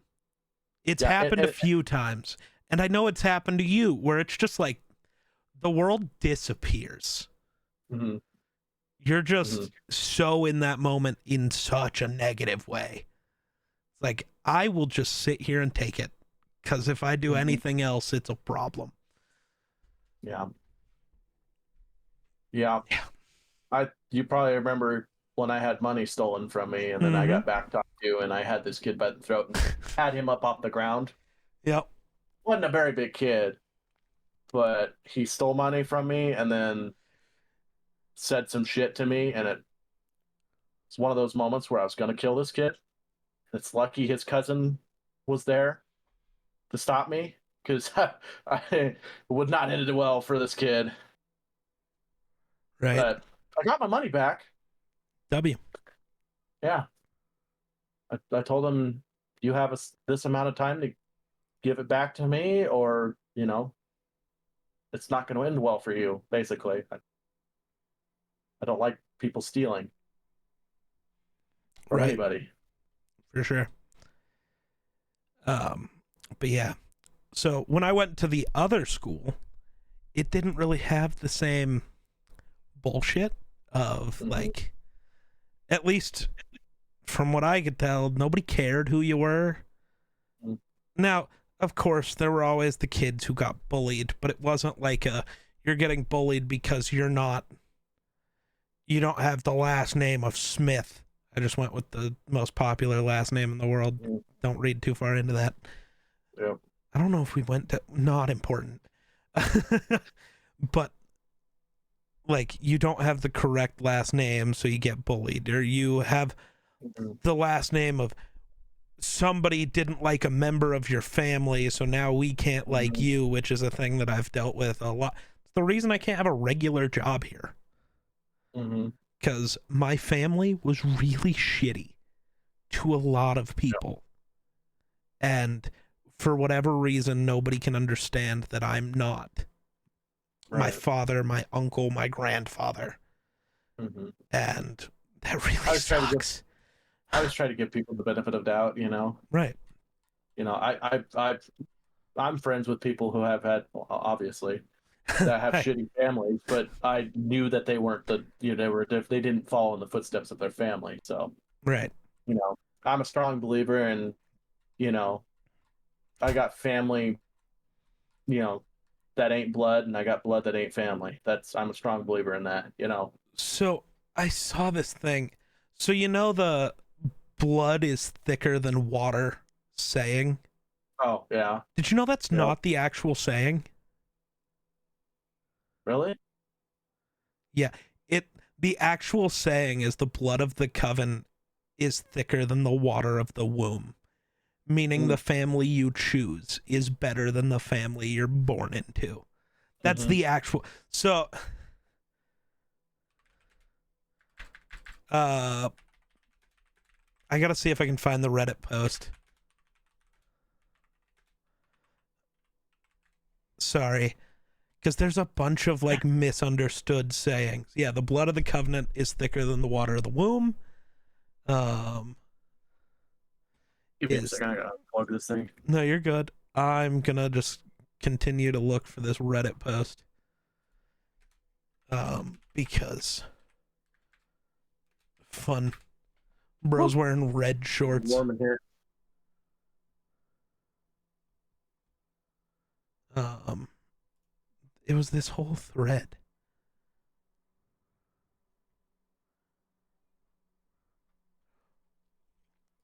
Yeah, so terribly misquoted quotes that people use wrong. The blood is thicker than water one. Then jack of all trades, master of none. That's not how that ends. Mm-hmm. It continues with, but oftentimes is better than a master of one, because Mm-hmm. being a hyper specialist is not better than just being good at everything. Mm-hmm. Or curiosity killed the cat doesn't end there. Curiosity killed the cat, but satisfaction brought it back. It's basically every one of these quotes that are like shortened like that. The longer version, if you just lived by that, would lead to like generally being more happy and more creative and more curious. And it's like they reduced them down to make you live in a box, which is like entirely what the world has become. I mean, it's the look at just going to school. They don't teach you the things you need to know. They teach you how to be like a good worker and never question anything, which Yeah. is why I didn't do great in an organized school, because I questioned fucking everything. I'm like, no, this is fucking stupid. What are we doing? The world's become tunnel vision. 100%. But yeah, the other school was better for me. I did better, I got better, and then I decided to switch back, and that's entirely my own dumbass fault, because I thought the school you were at was the better school for trying to get into colleges. And switching Mhm. back to that school is why I didn't go to You were college. extremely wrong with that. Yeah, I was switching back to try to get into a better college. Switching back is the reason I didn't go to college. Mm-hmm. Like, actually. Yep. If I would have stayed at the other school, I would have graduated early and probably been in college at the age of 16 instead of waiting until I was 18 or 19. Like, actually. Yep. Which is just the fucking worst. That is the one thing I have ever looked back on like, man, that was a bad decision. Like, I really made a mistake there. There are a lot of things that it's like, yeah, whatever, that probably wasn't the greatest idea, but it was fine. That one really sucks. Yeah. But is what it is, you know? Yeah. Trying to think of other fun things we've dealt with in our bullshittery lives. Oh, let's go. Oppenheimer's re-releasing in theaters. Oh, We're gonna have to take your parents to the theater. yeah. It's such a good movie. It's so good. Maybe I care because it's like super sciencey and I like, but it's also not super sci. I just like Oppenheimer. I took my dad to the theaters not too long. I really with me, No, you gotta you know. maybe move your mic. You're cutting out a little bit. I don't know It's like why it's too doing far. that. Like it's I don't yeah, know. but But even when you were leaned up, it was kind of doing that. I don't know. yeah, I don't know Maybe why it's doing Discord's that. All of a sudden. sound suppression is just a little higher today. I don't know. I don't know, but yeah. I mean, I took my dad like a year ago Yeah. to the movies, and then I keep wanting to take my, you know, Yeah. just right now it's probably not going to happen, but sadly, January I got too 5th much- is when it re-releases. So I might be able to do that. We'll Yeah. see. I also It's- gotta steal money from you at some point, but that's not important. Don't worry, I Oh, won't yeah. steal it from your wallet. I'll tell you about it, and then you'll hand it to me. But Yeah, well, just let me know. Let me know I Thursday when we go to play darts, and I Yeah. can just pull up ATM. yeah, that's been the thing. Is when I remember is a time where it doesn't matter. I could tell you about it now, but we'll both Mhm. forget by the next time it matters, and we Yeah, see each probably. other. Yep, 100%. Yeah. But yeah, it's wild. Trying to think. So that's been a thing for me lately. I don't know. How often do you have a mental break? Like you Mental just break? fucking lose it. Have a night, a day, a week where you just like can't do anything. Everything's too much. You're just truly depressed and crying and it's all bad. How often do you Not- get that bad? Not as often now because I'm in a relationship with a good person that, makes me feel good about myself. For the most part. And I had a lot of them when I was single after What about previous relationship. during your previous relationship? Maybe that's going too far, and if you don't want to answer it, you do not have to. Because that was a very public thing on the internet, that relationship. Right. So I also get not wanting to be too there. I you would know? say that everything was cool all the way up until there was, an accident that took True. my former relationship's basic parents away. That's when a lot of things there started to change. And from there, it kind of just spiraled down the toilet, really, Yeah. because that's a lot of everybody copes differently. Yeah. And alcohol started being involved, and Yeah. there, when you're trying to make a relationship and the other person just is extremely depressed, and they tend to take it out on other people, then that makes retaliation of things. Yeah. It was just all a spiral. It was just a very unfortunate chain of events, and then being close by helped out, but then when we had distance between each other, Yeah. it was neither one of us could get what we really needed, Right. if you know what I mean. And there was a lot of issues, and it was causing a lot of stress on both of us, and so That was one of the things I I mean- remember us talking about was the whole distance thing. mhm. Before all of this, like when when the distance first became a thing. Mhm. Because it Yeah. was because we had talked about how it was probably going to be both a good and a bad thing, but Yeah. eventually it would be no matter what, it's a good thing, even if it ends in a bad way. Right. because you have to just there are things, so it's this, there are layers to relationships. There are things you learn from being apart from them, and there are things you learn from being close to them and living with them, and you need all of those experiences before you can. It's why when I see people who are like, we've been dating for a year and we're getting married, it's like, that's a horrible idea. No. Right. Like But I will say that I'm, in a way glad it happened. Although there was absolutely. a year and a half where it was, horrible to me because I just, as a man, felt like I wasn't a man. I felt like I wasn't good enough. I didn't deserve anybody. And so when it comes to mental breakdown, that I was having them almost every other day. Like, I hardly left my house for a year and a half. I know. That The way you got out of the house. house was me dragging you to do shit. Yep, that was the only time I ever left the house. Even Cody would try to do it, and sometimes feel See, like I'm just more pushy than Cody. You tell him nah, he kind of just goes, oh, okay. You tell me nah, it's like, no, motherfucker, get the fuck up, we're going. I don't care. Well, right, and he was more like, oh, let's just go find something to do, kind of thing. I had a plan. And you were more like, there's a purpose. Yeah, I have this thing, I'm doing it, you're coming with me. Deal. Right. You're right. like, fucking fine. Yep. Yeah.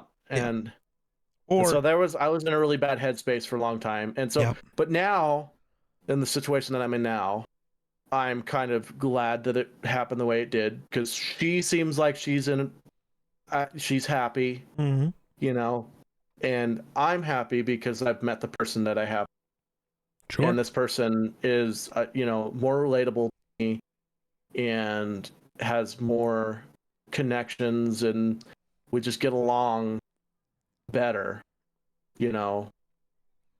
Like, I got along in my last relationship for the most part. Now, I can't speak to any of that, because I've hung out with you and Aspen one time.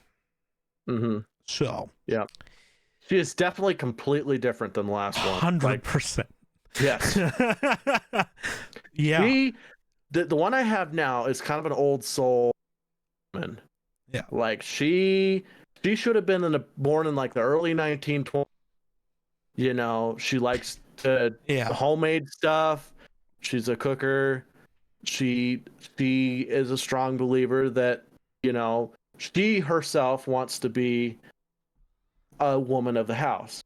She wants to stay home. Sure. Cook. She wants to clean. She wants to be that type of woman. That's her. And, and she likes to hunt and fish, and I don't know. My eyelid is twitching? Oh, I've done that before. What in the fuck? Yeah. I'm sorry. Yeah. I just don't know your new girlfriend enough. And you know me, I'm an awkward little motherfucker. So. Right. Well, you'll get to know her, I'm sure. And that was the difference. Your previous girlfriend, like, I knew before you did. I went to school with her, whatever. So, like, it was a lot easier to, like, oh, you're hanging out with her, can I tag along? You guys want to go do this?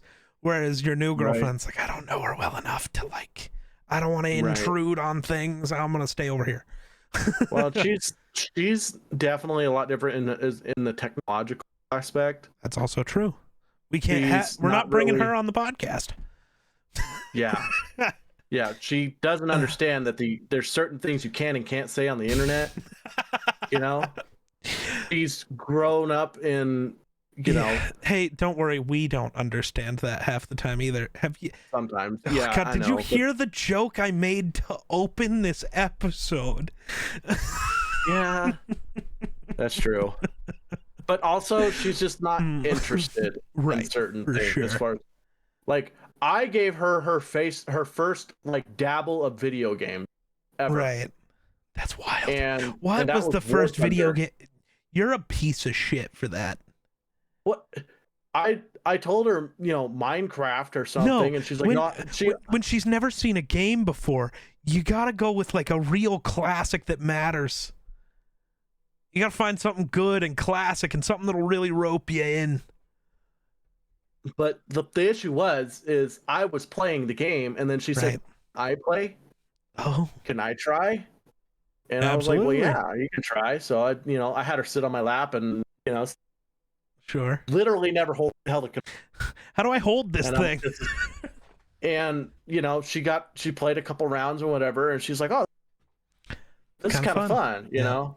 But she's like it's hard for her because it's overwhelming her. Yeah.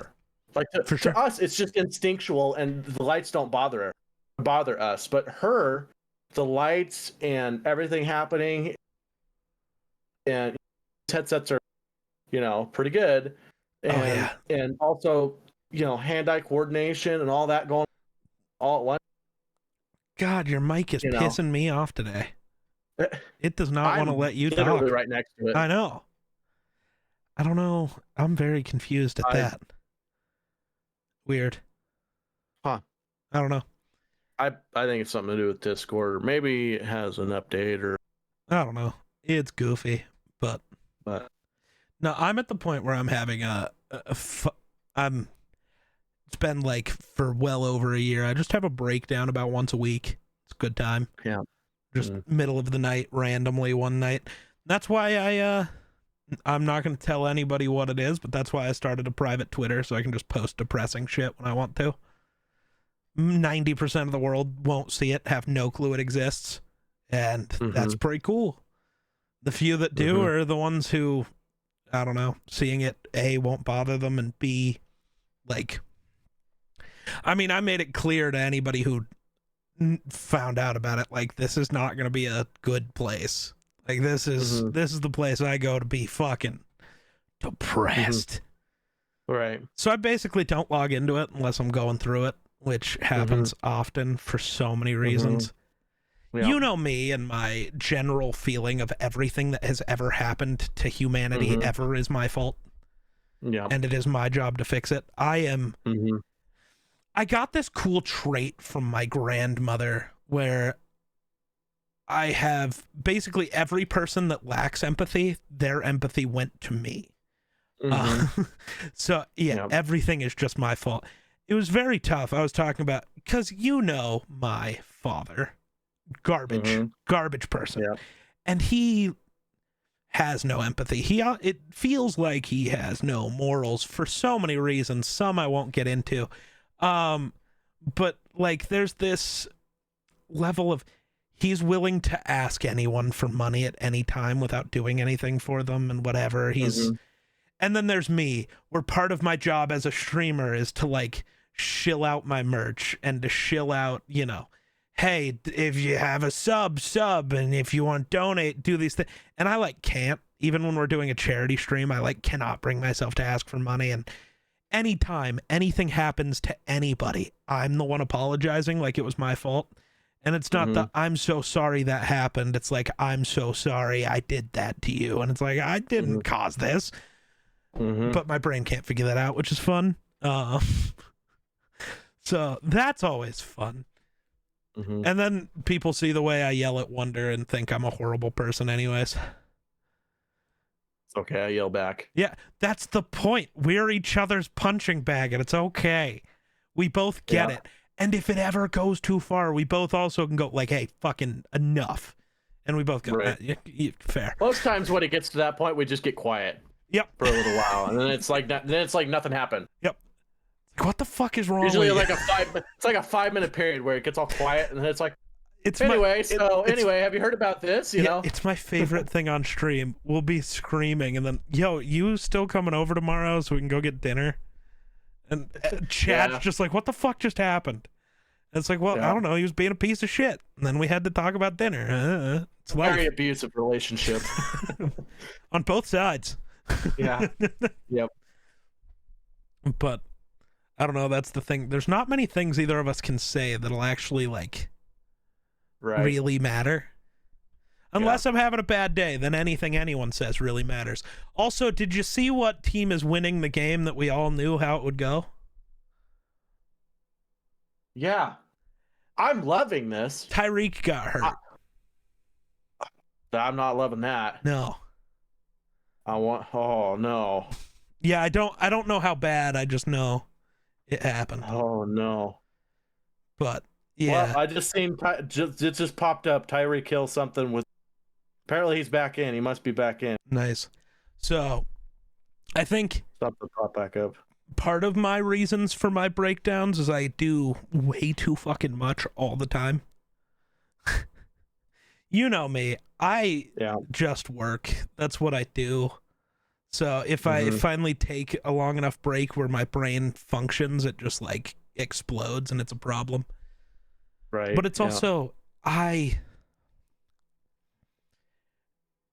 part of it's impatience, and I know that. But I don't know. I don't feel like I'm doing good enough. I don't feel like the things I'm doing are growing fast enough. I don't feel like the content's good enough. There's a level I'm trying to reach and I'm just not getting there, and I can't figure out what the blockage is. Yeah.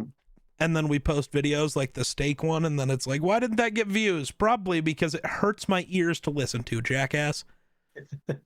Yeah. That was a tough video. No ifs, ands, buts, or coconuts about that one.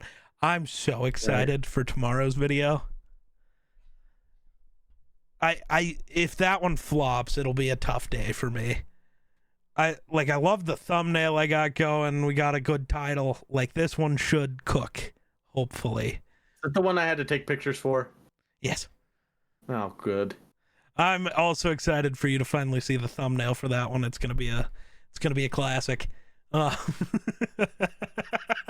It's so good, dude.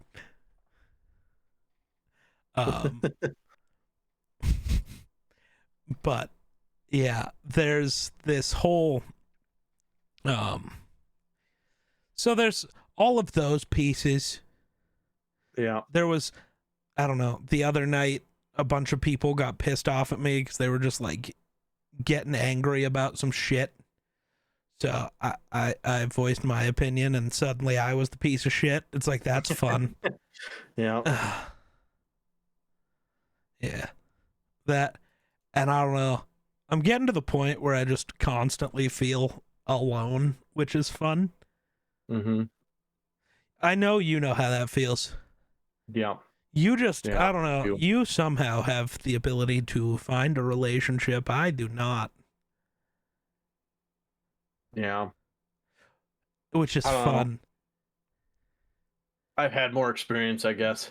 My standards are also very weird. And I don't mean like the way people look. I really could give a fuck less. But if you bore me, it's gonna be a problem.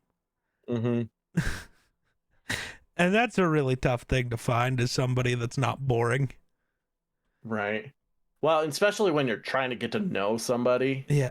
Oh God. That and this whole thing of how where we exist, if you want to try to meet somebody in real life, what do? You go to a bar. Well, I don't drink. Yeah. And if I meet somebody at a bar, what does that mean? That means they drink. So what? I have to go to the bar with them all the time? That's not gonna happen. Oh. Yeah. They're gonna be at the bar all the time? Also not a fan of that. Like, that's pretty fucking lame. Right. I don't know. When you finally, match with the person on the dating site and they're like, let's go get drunk. It's like, unmatch. Cool. Bye. That's all I needed to know. Yeah. There is so much more to this precious existence than a shitty drug that just makes you depressed. Like, can we just go smoke instead? Like, let's just go smoke weed and look at the stars. That's a cooler night. Right. Less likely to end in one of us bawling our eyes out because everything sucks. Yeah. Yeah. So that's fun. But, yeah. I don't know. World sucks. Everything's bad. But that's the point. We're here to talk about it now. Yeah. I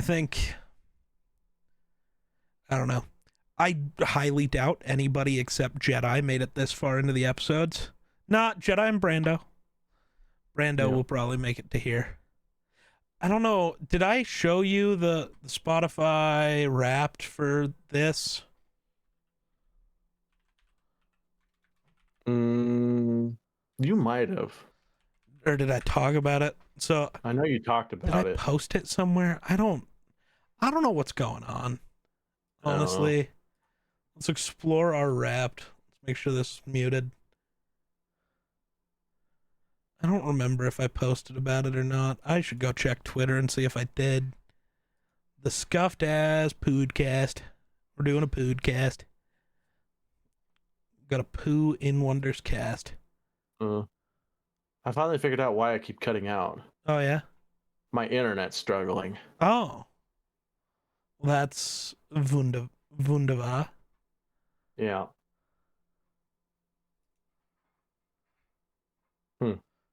Weird. No, I don't think I posted anything about it, so that's cool. My internet's also having a moment, so that's also fun. I wonder if... I know we're supposed to be getting weather rolling in. I was going to say, I wonder if it's just our company having a moment. Yeah. Which is fun. So this year, your birthday episode was the most listened to episode this year. The one where Wonder gets older. Oh. It was apparently, at least on Spotify. It was streamed 143% more than your average episode. So that's fun. Apparently people like when I age. Yeah. Let's hear it for the new fans. Apparently we got new fans. 75% of our average listeners discovered the show in 2023. So, growth, I guess. It's weird. I don't actually know. Like, I don't know what the numbers are for this podcast. I don't know how many people listen to it. Right. I, like, see the YouTube numbers, but I also know we get more listens on Spotify anyways. But I don't... Yeah. I don't look anywhere else. Like, I don't actually look at the numbers on Spotify and Apple and... Fuck, we're on Amazon Music. We're on iHeartRadio now. We're lots of places. Huh. Apparently our listeners have good taste. That's good. That's so weird. Why are you telling me that our listeners mostly listen to rock, pop, and rap? Shocker. That's what most of the world listens to. Like, what? Our listeners told their friends about us. Our podcast was shared all over, mostly through people just sharing direct links, but also on Instagram and Facebook, which, like, who is sharing the show on Facebook? Apparently it was Jedi. Right. As far as Probably. we know, it was Jedi. Our most shared episode, though, was the one where Matthias was on, which you weren't here for. Hey, we were rated 5. We got a 5 out of 5 rating on Spotify, though, so that's good, We're doing something right anyway. I guess. If you listen, you love it. That's what I'm hearing. We went up 195% in total streams and 50% in follows. I forgot you could follow things on Spotify, so that's fun. We are a top 10 podcast, so one of the 10 podcasts people listen to most for 13 people, which is kind of cool. We're also a top 5 podcast for 7 people. So there are certain people who just actually listen to like every fucking episode, which is ridiculous. Why are you doing that? It's not that good of a show. We're also the number 1 podcast for 3 people. One of those is definitely Brando, for sure. Because I know he watches on Spotify. Yeah. Trying to see if there's anything else cool. But yeah. Why are we zooming out? I don't like to zoom out. I like to zoom in, because if we zoom out, I can't see. I'm blind, Wonder. I'm blind. I'm getting there. Good. Because you'll stop making fun of me for it.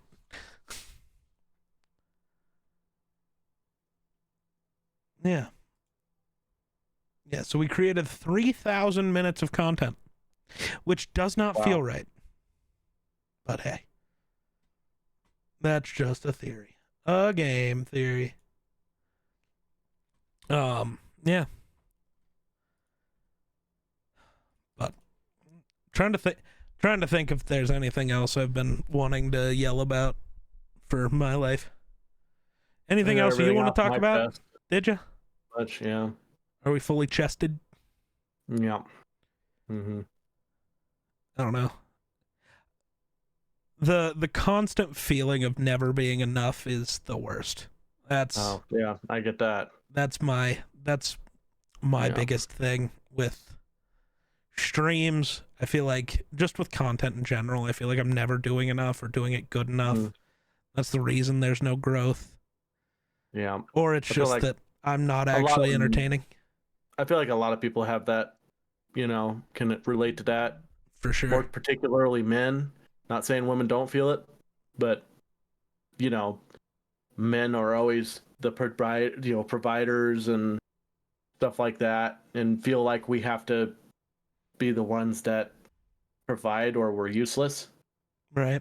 Oh, I guess that's just a man, maybe mostly a man thing, but mine's just being disappointed in myself, I think, all the time. Yeah. Because I just can't get, I don't know, the one thing in this world I want, I just can't seem to get it. Yeah. Wow. And I don't know. I hate failure. Yeah. Like I just feel like I'm failing, especially if I don't, like I originally planned on being at the power plant. Yeah. And the fact that I didn't end up there just makes me feel like a failure, like maybe I didn't try hard enough. Right. If I'd have done something a little different, maybe. Right. But it just is what it is. Yeah. Well, and that's how I've felt about everything in my life. Mm-hmm. Yeah. Like the I don't know, not getting into sports, fail. Not going to college and doing something in physics, fail. It's like I'm at the last thing I got, and it just feels like it's constantly slipping away and I can't catch a hold of it. Mm-hmm. Which is just the worst. And no, as much as it's this weird thing. I don't have, it feels like I don't have the correct demeanor to do what I'm trying to do. I'm not willing to like beg for money. I'm not willing to, I don't know. I don't shit talk my friends when they're like doing something good and getting like, you have a stream tomorrow where like 1,000 people are there and it's the greatest stream ever. I don't do the, well, why the fuck are you so lucky? Why doesn't that happen to me? I go, damn, that's awesome. I'm happy. Right. You got a sense of pride about you. But it's like I care. Like it's cool to me that when my friends are successful, and I don't know. I don't feel like I have I'm not selfish enough to do what I do, which is interesting. But I feel like you'll feel more successful if you do it, right? For sure, the way it should be done. More honor about it. There's no honor among thieves, Wonder. I beg to differ. True. Oh, so I'm gonna throw this in at the end because D&D is fun. How's the game that you played last night? We discovered what Zill are. Zill? Yeah, you'll have to look them up. I gotta figure out if I'm coming back and playing that game. Yeah. Well, we're only 5th level, so slowly but surely we're gaining That's levels. Part of my issue. I feel like if you wait long enough until we're close enough, I don't know if you'll get to that level. Character. That's the thing. I don't want Aramel fucked with it all. Right. Yeah. That's kind of what I thought. Like, and it doesn't make sense to fuck with him, though. Like, what, he aged and got more experience and is now worse at everything? Right, yeah. So They'll probably try to come up with some way you died or something like that. Yeah, that's now dumb, you're and I don't want to do that.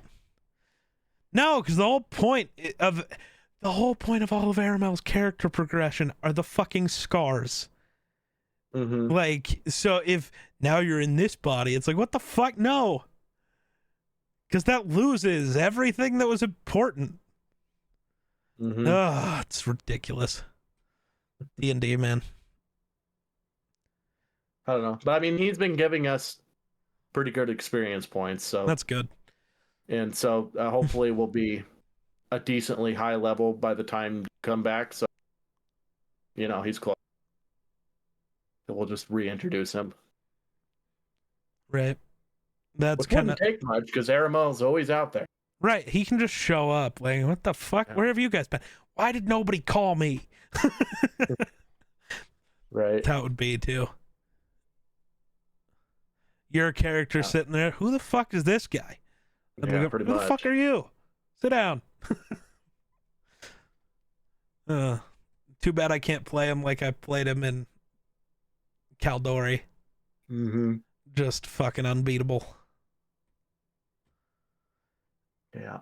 That one I still didn't close out the way I wanted to, but that's on me. Literally anything that didn't go the way I wanted it to is my fault. So that's fun. That is weird. Almost exactly a year apart, the Vikings had arguably the best NFL game in history and the worst game in NFL history. Vikings, baby. Because basically exactly a year ago was the 33-point comeback against the Colts. Mm-hmm. And then a year later, it's the 3-point win against the 3 total point win against the Raiders.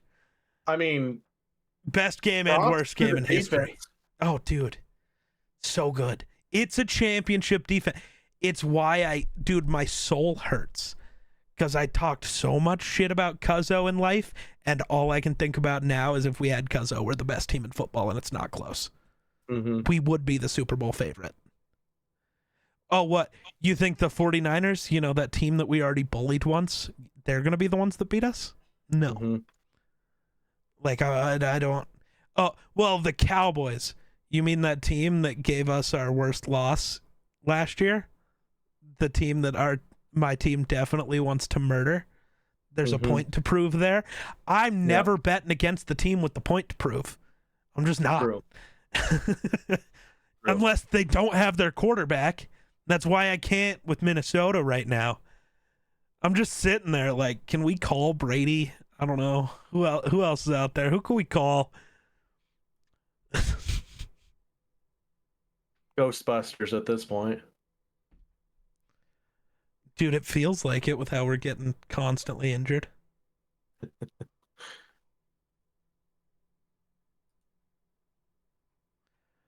But I don't know. 2.5 hours is probably good. Yeah, sounds. So if you're one of the people who made it to the end of the show, thanks for watching. Don't know what we're gonna do for next week. I don't know. We'll probably go back to a regular episode like this one never happened. Mm-hmm. It'll be fun. Yep. And I'm sure in another 2 months when one of us is extra depresso again. Dude, it's the thing. Something about wintertime, it gets so much worse. It's always dark. See, but that's not the thing. I like the dark. I think it's just the pure cold. I think it's the freezing cold. Because you know me, my favorite type of day is the 65 degrees, overcast, constant drizzle, not a downpour, but it's just wet all time. Ayo. That's my favorite time in life, when it's just constantly wet. Yeah, that's how we're ending this one. So thanks for watching. We'll catch you in the next one. Peace.